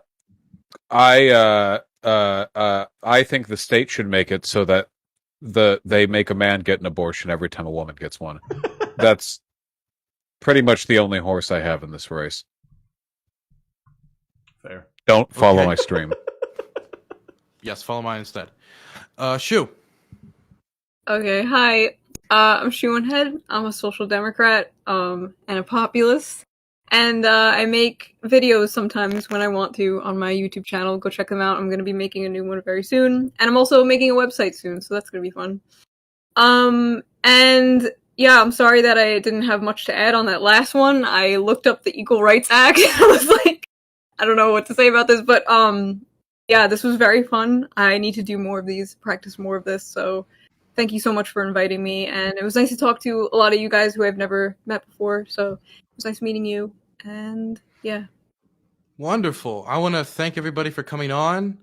I'm excited to see so many different stars here today that I hope are able to get a few followers out of this and get a little bit of support. And 1 second. CTV? Oh God. Oh, yay. If he's gonna start yelling at everybody, I'm out. CTV? Counterpoints. What's up? Why is it that you would assume that right off? I mean, do you have a guilty conscience or something? No, you didn't. Listen, I know you had an emergency, but you were supposed to be at my house with a Speedo and you didn't show up. So, you know, what the fuck? Excuse me for my dog developing pancreatitis. Yeah, you're excused. Okay, now, so why is it that you would assume that right off the bat that I would just start yelling? Is it because you, in fact, have a guilty conscience? Yes. Do you need to be yelled at, counterpoints? Well, I'm assuming so. You know what? There's another person out there, right, that currently possesses something that will, in fact, be mine. Does anybody know who that is? If you don't know, I'll let you know. As a matter of fact, Vaush knows because Vaush couldn't hold up the fucking tenets of the title to fucking begin with, right? So, Destiny, nothing but love for you, brother, but you're holding something that's actually mine. Oh my god. It's This is a mine, fucking lesson. and I'm coming for it, right? So I hope you're ready, because by the time I'm done with you, I'm going to send your ass running back to Nebraska, okay? And with that said, CTV out. Anyway, thank you so much. We're gonna raid Gappy. How did he break in? Did he? I don't know. I don't know. He has the hacker codes. He dealt with my guards at Fort Haste. I can't believe this. I'm gonna send the authorities after that, man. I'm sending you all to Gappy. See you later. All right. Okay. Stream's over. Bye, Thanks everybody for coming on. I appreciate it. Y'all take care. Catch ya. Hey, God we gotta damn, build the appreciate lore. it. Okay, we gotta build the lore. I I'm appreciate shocked it. with how I fast Joe appreciate left. it. I was just fucking terrified. Hey, Y'all have a good Connor was so excited to come on here tonight. I was. It was Hey, fun. Shu, thanks for coming on. I know it's debate shows aren't like your big thing, but I appreciate Oh no, you. it was fun. Thank you for inviting me. I Hey, had Dylan, yeah. Thank you Catch for up. having me on, dude.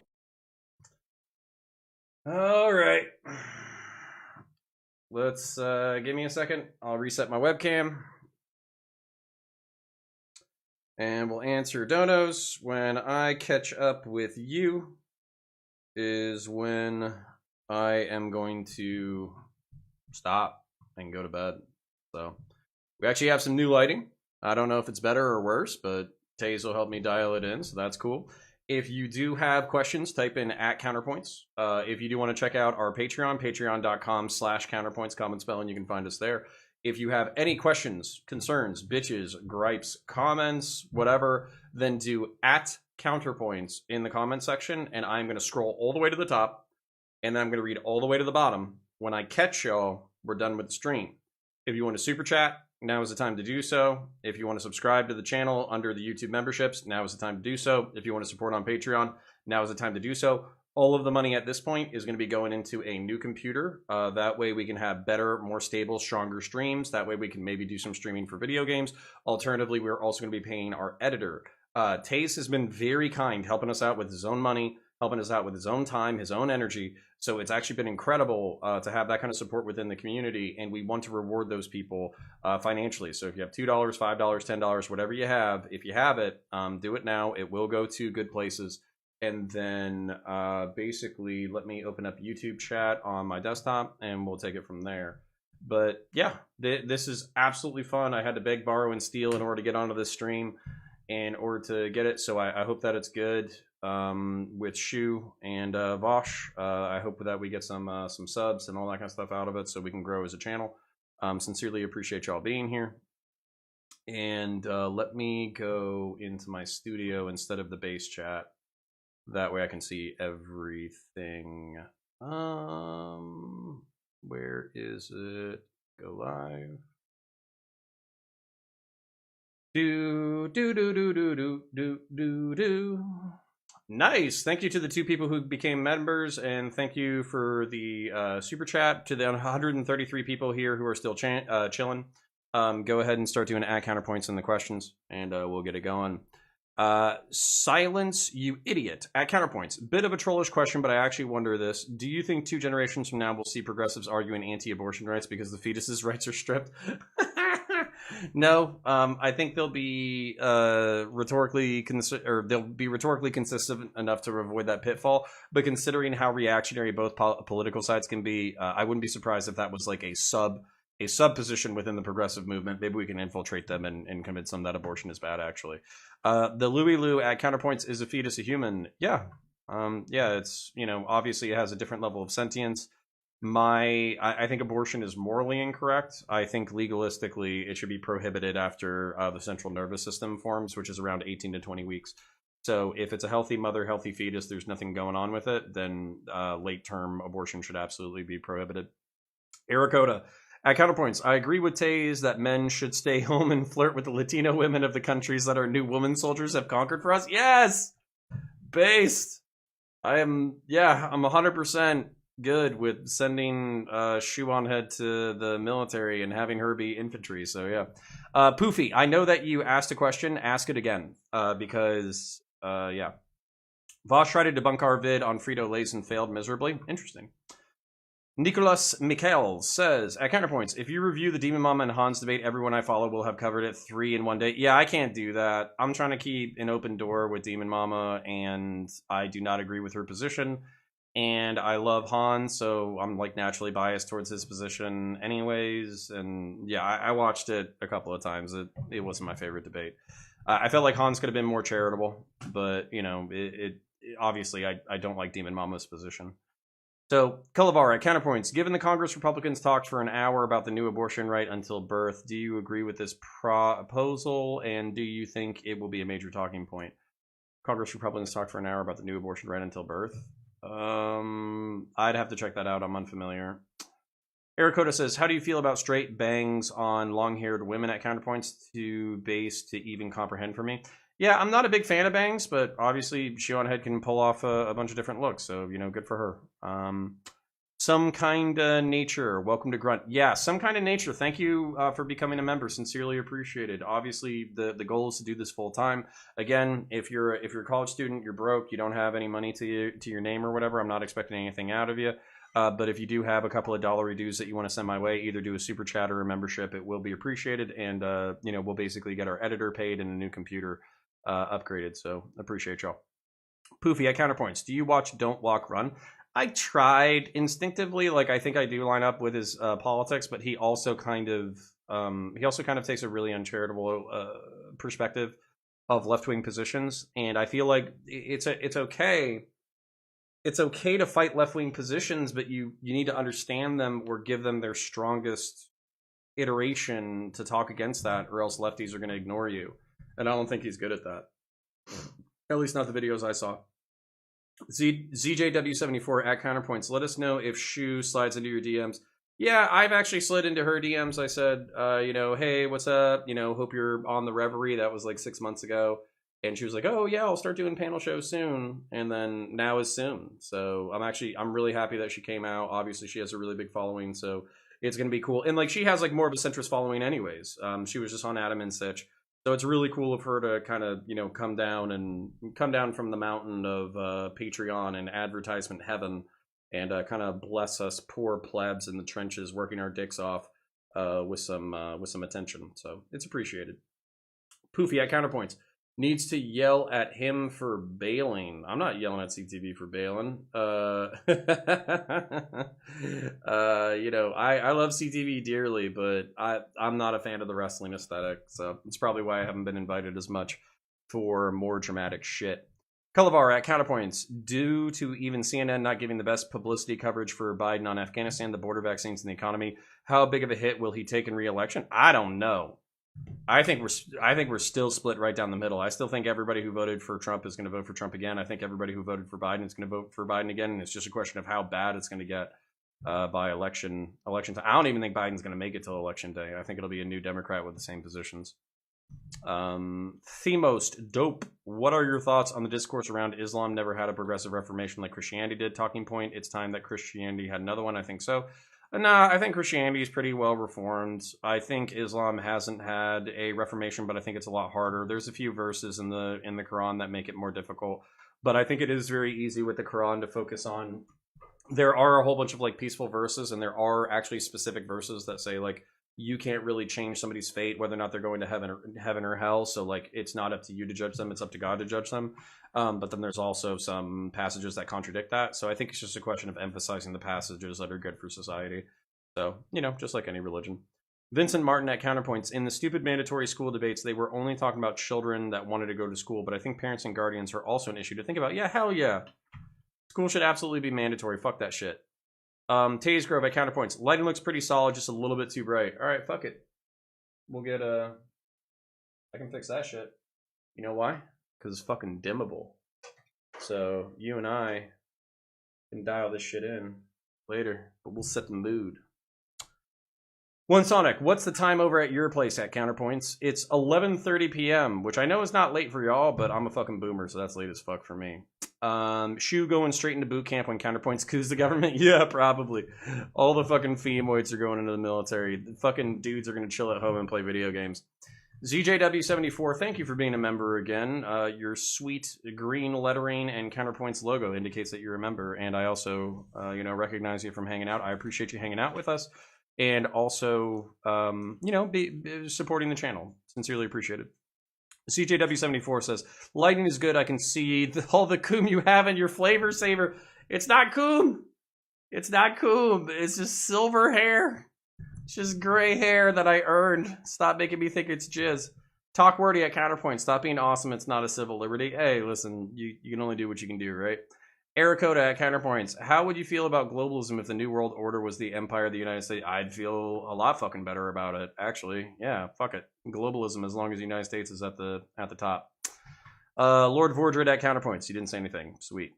Cameron J. Nunley says, at Counterpoints, what are your thoughts on U.S. relationships with Israel and Saudi Arabia? Is this strategically salient or detrimental? It's salient. We gotta protect the oil flow at least for another half century. Maybe once we move to like renewable and nukes and electric vehicles, we can get away from petroleum and we won't be as interested in the region, but we'll probably still support Israel. Ken Sims at Counterpoints, great job. Don't build a PC at the moment due to GPU prices. Serial question, what is your favorite color? Yeah, my favorite color is blue. I also really like purple though. I know purple's supposed to be like the bisexual color, but I really have a fondness for like Roman Praetorians. I think they're fucking awesome. So I think like black, gold, and silver mixed with purple is actually pretty cool. There's a lot of cool aesthetics. There's a game called Rise, RYSE, that was released when like Xbox One was like brand new. And they have some really cool like Praetorians with like death masks and like black armor, and it looks fucking sick. Just not me at Counterpoints. Why? Oh, and then by the way, in reference to the computer, we have a build that, but we're going to use my old GPU, so we're going to update a bunch of other stuff. Just not me at Counterpoints. Why compromising solutions aren't really discussed on these debates? It's just pointing out why the opposite solution is bad and disregarding the middle point. Yeah, I try to propose more solutions in my solo content. Oftentimes, these debates devolve into the other side is bad, so they can get a little taxing sometimes. But it is fun to fucking dunk on people. And honestly, like the one thing that I'm looking forward to that I hope is true is Vaush is viewed as a fucking heavyweight. Let's be real. He's a rhetorical heavyweight, and I don't think he came at anything in this debate that we weren't able to tackle. And if anything, I think we were able to counterpoint some of the things that he said in interesting ways that, while not necessarily like dunks or anything like that, still kind of contextualize how maybe he doesn't know everything about everything, and two, how his worldview might be lacking information because he's constantly producing information, not necessarily consuming it. So I have the liberty, since I touch grass and all that kind of shit, to still excuse me, just making sure my mic is still on, to still have a grounded perspective based in literature that I've picked up recently, whereas I think with his full-time schedule it's harder for him to do, so that makes it easier for me to contextualize some of the stuff he says in ways that's advantageous to me rhetorically. Scotty at Counterpoints, get on Twitch for that free Bezos money. Yeah, I will. We'll get on Twitch. Weekend Jail at Counterpoints. Liking the first of the Fury vids. Looking forward to your analysis on the film coming out in chunks in the future. Yeah, Weekend Jail. I just want to set your expectations. We're probably not doing like the whole film the way that we did Full Metal Jacket, scene by scene, but we will be doing all the highlights. So yeah. Cullivar at Counterpoints. I want a crayon emoji for your members for your channel so we can celebrate your service. Yeah, talk to Taze. He'll do it. Sinatra says at Counterpoints, which WWE game is best for PS2? You need to ask Dylan Burns. Friend, I don't know shit about fuck when it comes to wrestling. Roland Rock at Counterpoints. How do you feel about the notion that a study has arrived the conclusion that most jobs will be automated by year 2035? I think that's bullshit. There's no way we're going to get that done in 15 years. We're not even fucking close.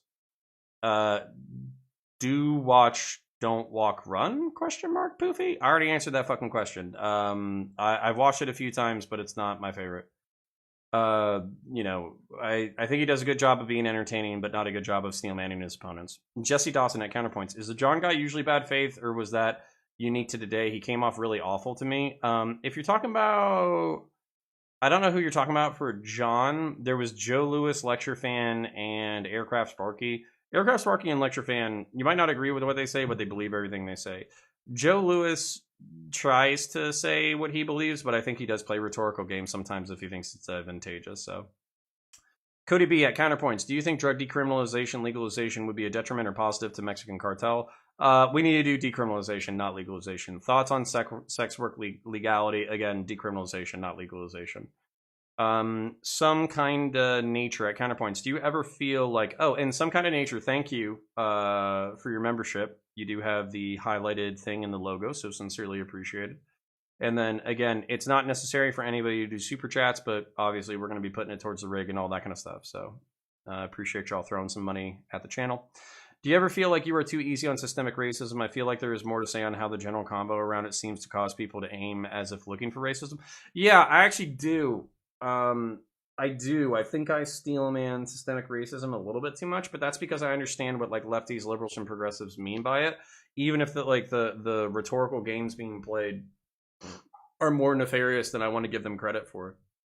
So I just steel man it because that's my instinct. I don't want to play bullshit semantic games. So yeah, I probably have a little bit too much of kids gloves when it comes to systemic racism, but I just want people to build consensus over the fact that we have systems right now.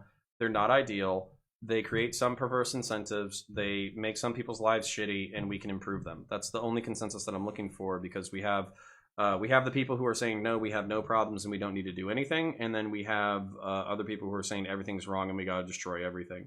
So we have to fight both of those people. Holy shit, whoever just did $14.99. Sincerely appreciated.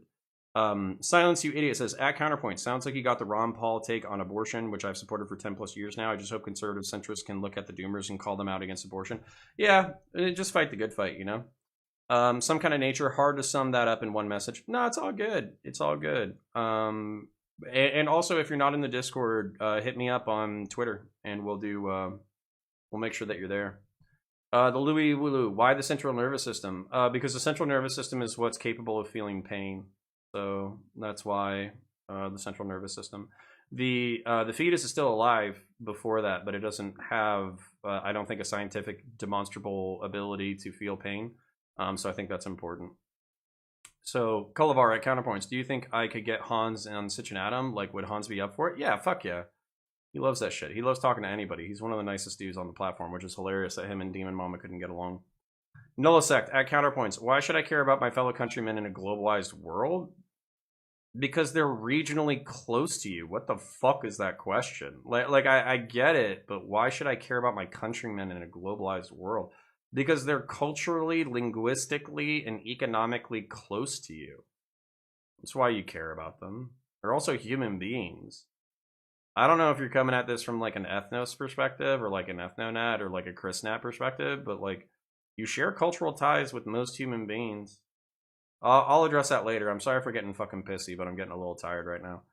Ericoda at Counterpoints. I feel like the annex down the Panama Canal plan is a legitimate thing that could and should maybe happen. Kind of sucks that people think it's a meme sometimes. It's mostly a meme because most people aren't into it. But I mean, honestly, it'd solve a lot of problems. And I don't feel like Vaush addressed at all the push-pull problems of immigration. So, you know, whatever. Draven1895 says, we simping for our socialist trad wife queen. I'm sure some people are. Ken Sims at Counterpoint. Second question. You don't have a PayPal, Venmo for site contributions about section on YouTube has nothing. Yeah, interesting. Taze, we got to think about how to fight that. We did have that available for the Twitch stream, but I don't have that available right now to link to you. And I'm sorry, just hold out for next week. We'll do some more streams, and if you want to throw some dollar reduced to me through PayPal, that way YouTube isn't taking like a 30% chunk, then we'll do it. But Ken Sims, I appreciate you. Thank you. Tiberius D at Counterpoints. Did you use Darien Gap? I didn't, but we talked about other shit, so it was fun. Null sect. With the rise of racial identity politics, why should I care about any ethnicity or race other than my own? I just answered your question. So, because they're proximate to you, they're human beings. You probably share more in common with your culture than you don't. And I could prove that to you if we had some time. But, like, I don't know. Why is your assumption that you are so alien from other human beings that you can only associate with other people of the same race? That's fucking weird. 5:30 a.m. here, Euro poor power. Well, thanks for staying up late with us. Probably bad for your health, but I appreciate you. Reggie A at Counterpoints. Why hasn't ISIS ever even tried touching Israel, the only non-Muslim country in the Middle East? It's because they get their fucking shit stomped in. That's why. That's why. Fucking fuck with Israel attacked ISIS and attacked. I want to say they attacked like Shia militias. They attacked Shia militias not even when they got close to Israel, but when there was radio chatter of them getting close. If you wanted to see constant military sorties out of Israel bombing the fuck out of, I don't even know if they helped out in the war in ISIS because it's like optically bad for Jews to kill Arabs in the region. But man, like fuck with Israel. Like I'm pretty sure if like ISIS like suicide bombed downtown Israel, literally fucking Israel would glass that shit because they don't give a fuck. All right. CCP meetup when? I don't know. I'm tired tonight, so not tonight. Probably tomorrow. Cody B says I gotta be up at 4:30 a.m. for work, so 11:30 is late for me. Panel was a happy surprise. It's 10:30 here. Yeah, Cody B, go the fuck to bed. Get the fuck out of here. Lord Vordred at Counterpoints. When's your next Warhammer videos? We got to get Warhammer Day scheduled. Yeah, I'm gonna try to shoot some stuff this weekend.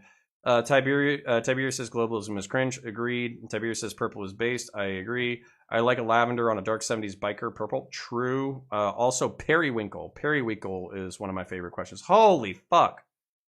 Somebody donated $50? You're an absolute fucking lunatic, whoever that is. I'll get to you in a second. Let's make sure our okay, cool. The chats are taking so long that the questions are taking so long that the super chats are disappearing, but they're not disappearing from the thread, so I'll still be able to read them.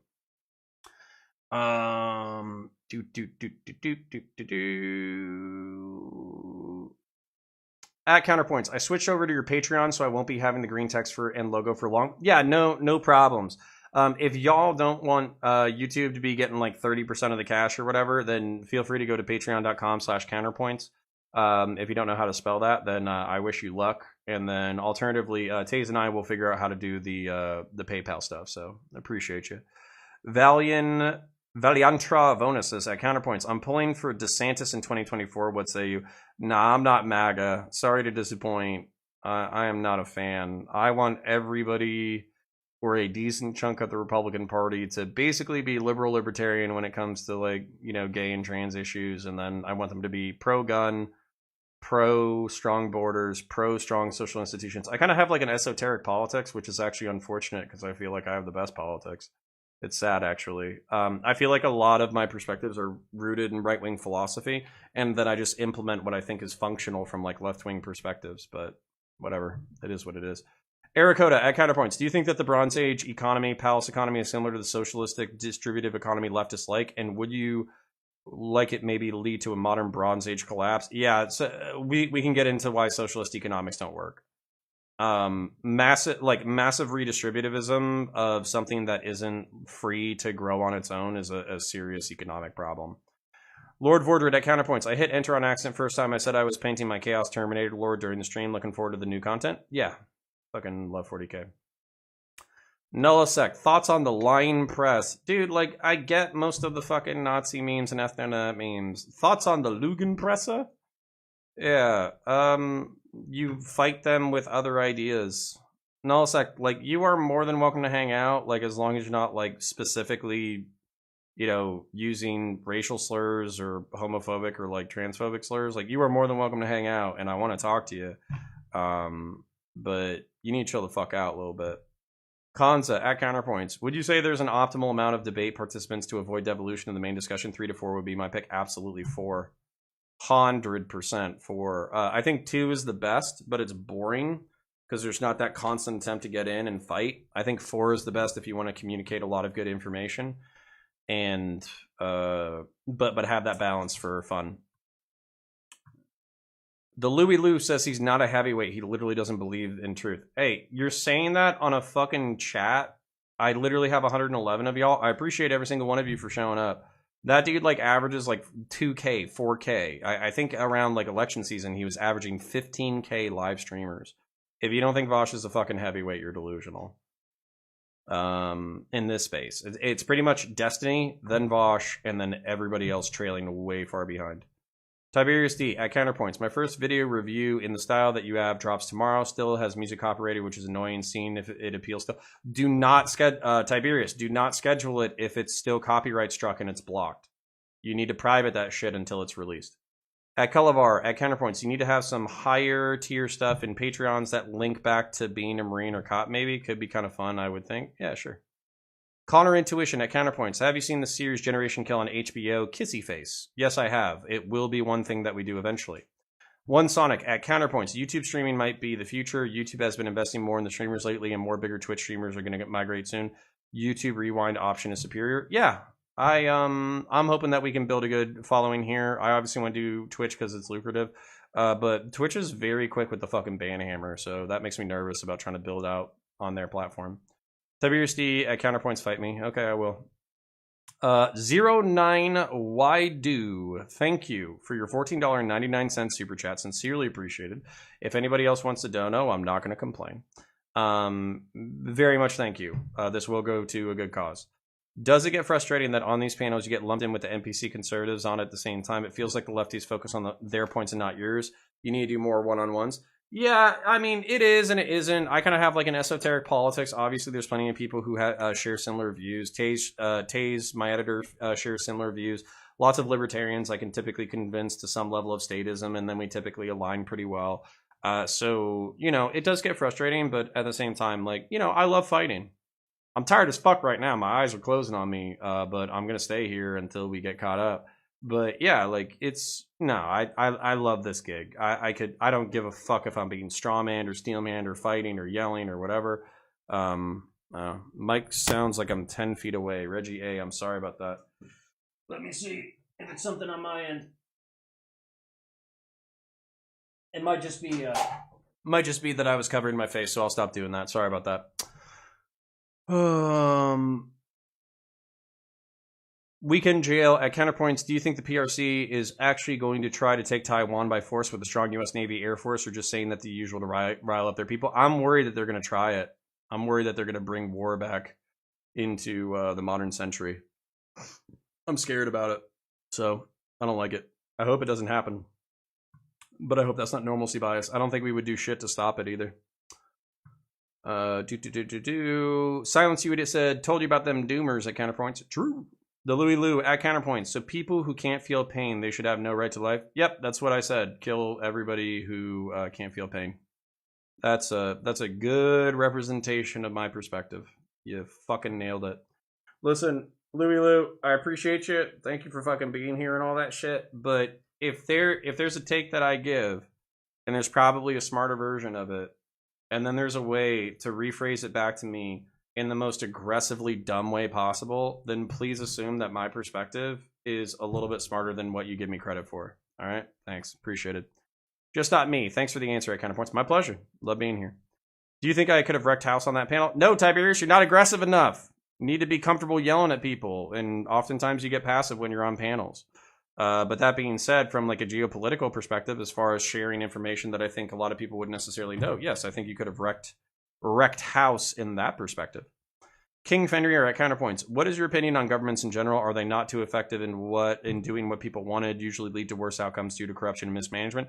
No, I've been a part of the government. I've been a part of the private sector. Every social institution I've ever been a part of has been socially corrupt in one way or another, nepotistic, manipulative, all that kind of stuff. So I don't think it's a problem with government. I think it's a problem with human beings. I think governments can be, because they're naturally like oriented towards higher power, then I think that that can be more problematic, which is why I'm more concerned about the government. But I don't think it's like an inherent issue that can't be addressed by good governance or, you know, effective institutions. Jack Wally gives me $50. He says, "You are fantastic, but we need to address the Jewish question," smiley face. I don't know if this is a shit post. I already have a fucking video on the Jewish question where I literally, if you want to go check out the Jewish question in my video history, I've already addressed it from like a historical perspective. I've actually found that like most Jewish people who watched it didn't mind it. They didn't think it was the worst cringe shit that they've ever heard in their entire life. So, you know, I try to address it from a historical perspective, you know, honestly. So, yeah. Let me just make sure my mic is working. Yeah, maybe I need to speak up louder, but I'm getting tired, so I'm sorry. Kalavar at Counterpoints. Back in 2000, I read an intelligence report from our side of the offense that Israel could take over the Middle East in less than 6 months and nobody could stop them. They can hold it. I don't know if they can hold it just due to logistics, but I wouldn't be surprised if their military could kick some serious fucking ass. ZJW74 at Counterpoints. I'm not a globalist. I'm an internationalist. That's interesting. I would actually be interesting. I would be interested in exploring the differences. Poofy, goddammit, Jack Wally in here with the JQ. Yeah, I mean, like, he could just be shitposting. I don't know if he's shitposting or not, so. Tiberius D at Counterpoints. Do you that's a lot of money to drop on a fucking shitpost, not gonna lie, so I hope it's a shitpost. Tiberius D at Counterpoints. Do you think if the right-wing coalition changes, it could be more racially and ethnically diverse, but will shit harder on gays and trans people? Yeah, I do. I think if they recruited Hispanics, they could get social conservative Hispanics. They might be more anti-LGBTQ, but I think it's an easy recruit and it lines up with values. Kalavar, Jack Wally. Yep. That's how I got Counterpoints on their show. Interesting.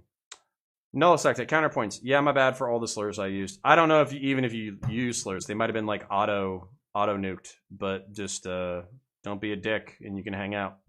Weekend Jail at Counterpoints. By the way, typos didn't finish a question on mobile, booting up laptop now, but what do you think in general of Chairman Xi? I think he's a dictator. I think he just got appointed for life, so he's proven that communism devolves into secular dictatorship. It's fucked up. At Dulsuck, Counterpoints. She's only Sam, has a lot to drop the mad slurs. Lol, yeah. At Counterpoints, what happened to Endernax? He basically took the real life pill. Him and Dylan had some drama, so he dropped off, and then he's creating content again, so I miss Endernax. He's a good dude. Jonah Boy, I found Counterpoints through Vaush. I like this content. Awesome. You're more than welcome to hang out. Come chill. Money is not required. If you have questions, do at Counterpoints, but when I catch up, I am going to end the stream. It's all enlightened, centrist, fucking violent Warhammer 40,000 bullshit, so if any of that interests you, start clicking around. Chuck E. Cheese at Counterpoints. What video in the stream response in reference to? What video is this stream response in reference to? I don't know. This stream is... We just got done doing the Hippy Dippy. I don't know if you're late to it. So, yeah. Ken Sim says, yeah, well, Destiny is center left. Yeah, I would like to think that Destiny and I line up on a lot of shit, but then I know I'm to the right of Destiny on a whole bunch of shit. I know I'm to the right of him on immigration. I know I'm to the right of him on social conservatism. I know I'm to the right of him on religion. I know I'm to the right of him on guns. So while I might be to the left of a decent chunk of right-wingers, I know, you know, into the leftists, Destiny's a fucking fascist. So what do you want? Poofy at Counterpoints. Hates Don't Walk Run, whose scripts I review and edit. I don't hate them.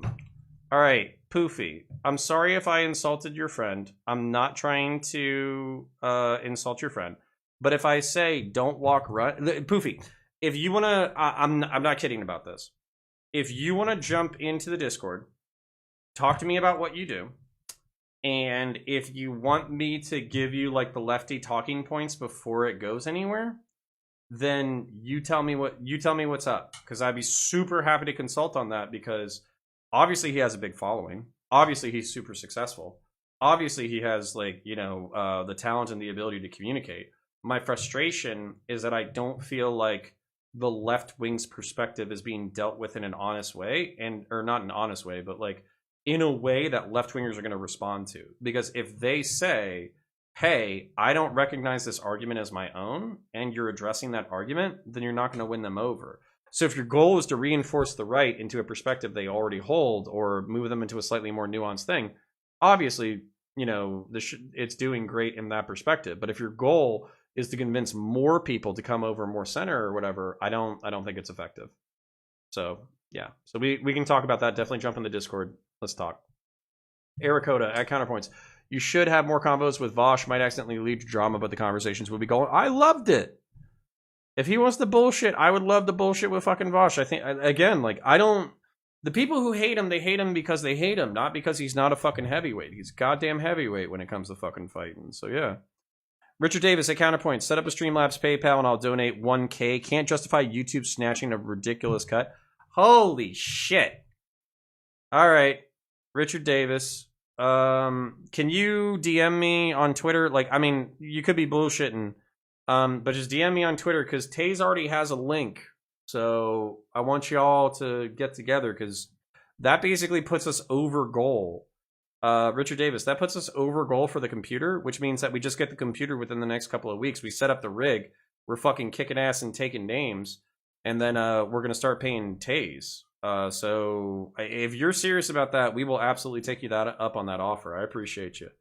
And even if you're bullshitting, I don't care because you're putting it into the minds of people that our channel is worth $1,000. So even if you're bullshitting, at Counterpoints is a masochist confirmed. Yeah, you know I'm a centrist, so I do both. Nico and not the Velvet Underground. What is your most leftist opinion? Probably universal healthcare. I've looked at the numbers. I don't think it makes sense. I think there should be a public option.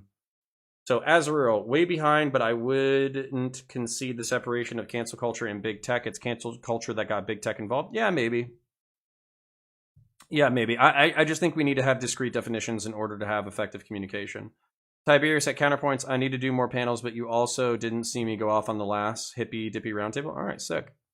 Counterpoints, I've actually opened up myself to being on Prime's Monday show twice now. He's not really biting. Oh, well, I mean, I'll DM him. He's always looking for fucking right-wingers, so just stop pissing in his Cheerios and y'all be all right.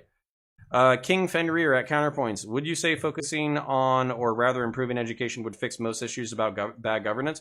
No, not necessarily. There's a lot more to it about that. We also need to talk about how power is distributed and how it's used and all that kind of stuff. It's not just about making good education, but we can talk about that in future content. Ericoda at Counterpoints, what's your opinion on Britain's 10-year plan to becoming a superpower by using artificial intelligence? I think it's pie in the sky bullshit, but I think that long-term thinking is based. So, you know, it is what it is. Kulavar at Counterpoints, remember the secret Jewish council gave your Fuentes video like and a comment? Oh, okay, that's funny. Silence you idiot, $25. Thank you, King. Sincerely appreciated. I like to anonymously donate and don't simp often, so enjoy the cash with no question attached.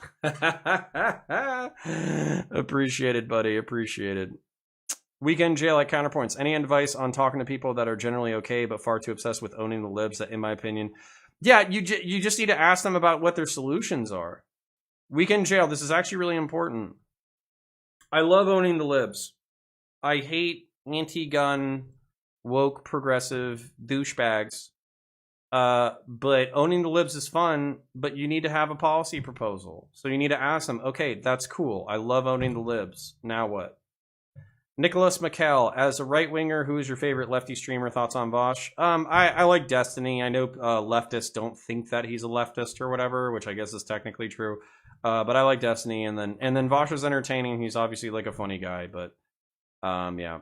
Tiberius says, go to bed, you're dying. I am. One Bridge 11 at Counterpoints. Do you own an M1955 USMC flak jacket? No, I don't. Nicholas McCall, but I will be getting body armor eventually. Well, guess you answered right after I sent it. Lol. Yeah. Richard Davis, if you need to ask it again, ask it again. Richard Davis at Counterpoints, not on Twitter. Where is this link? Not sure who Kaze is. Yeah, it's Taze. Yeah, Richard Davis. I'm gonna post my email. At Richard Davis Counterpoints Connor at gmail.com. So there's my email. So if you're serious, we'll get you the link. So I appreciate you.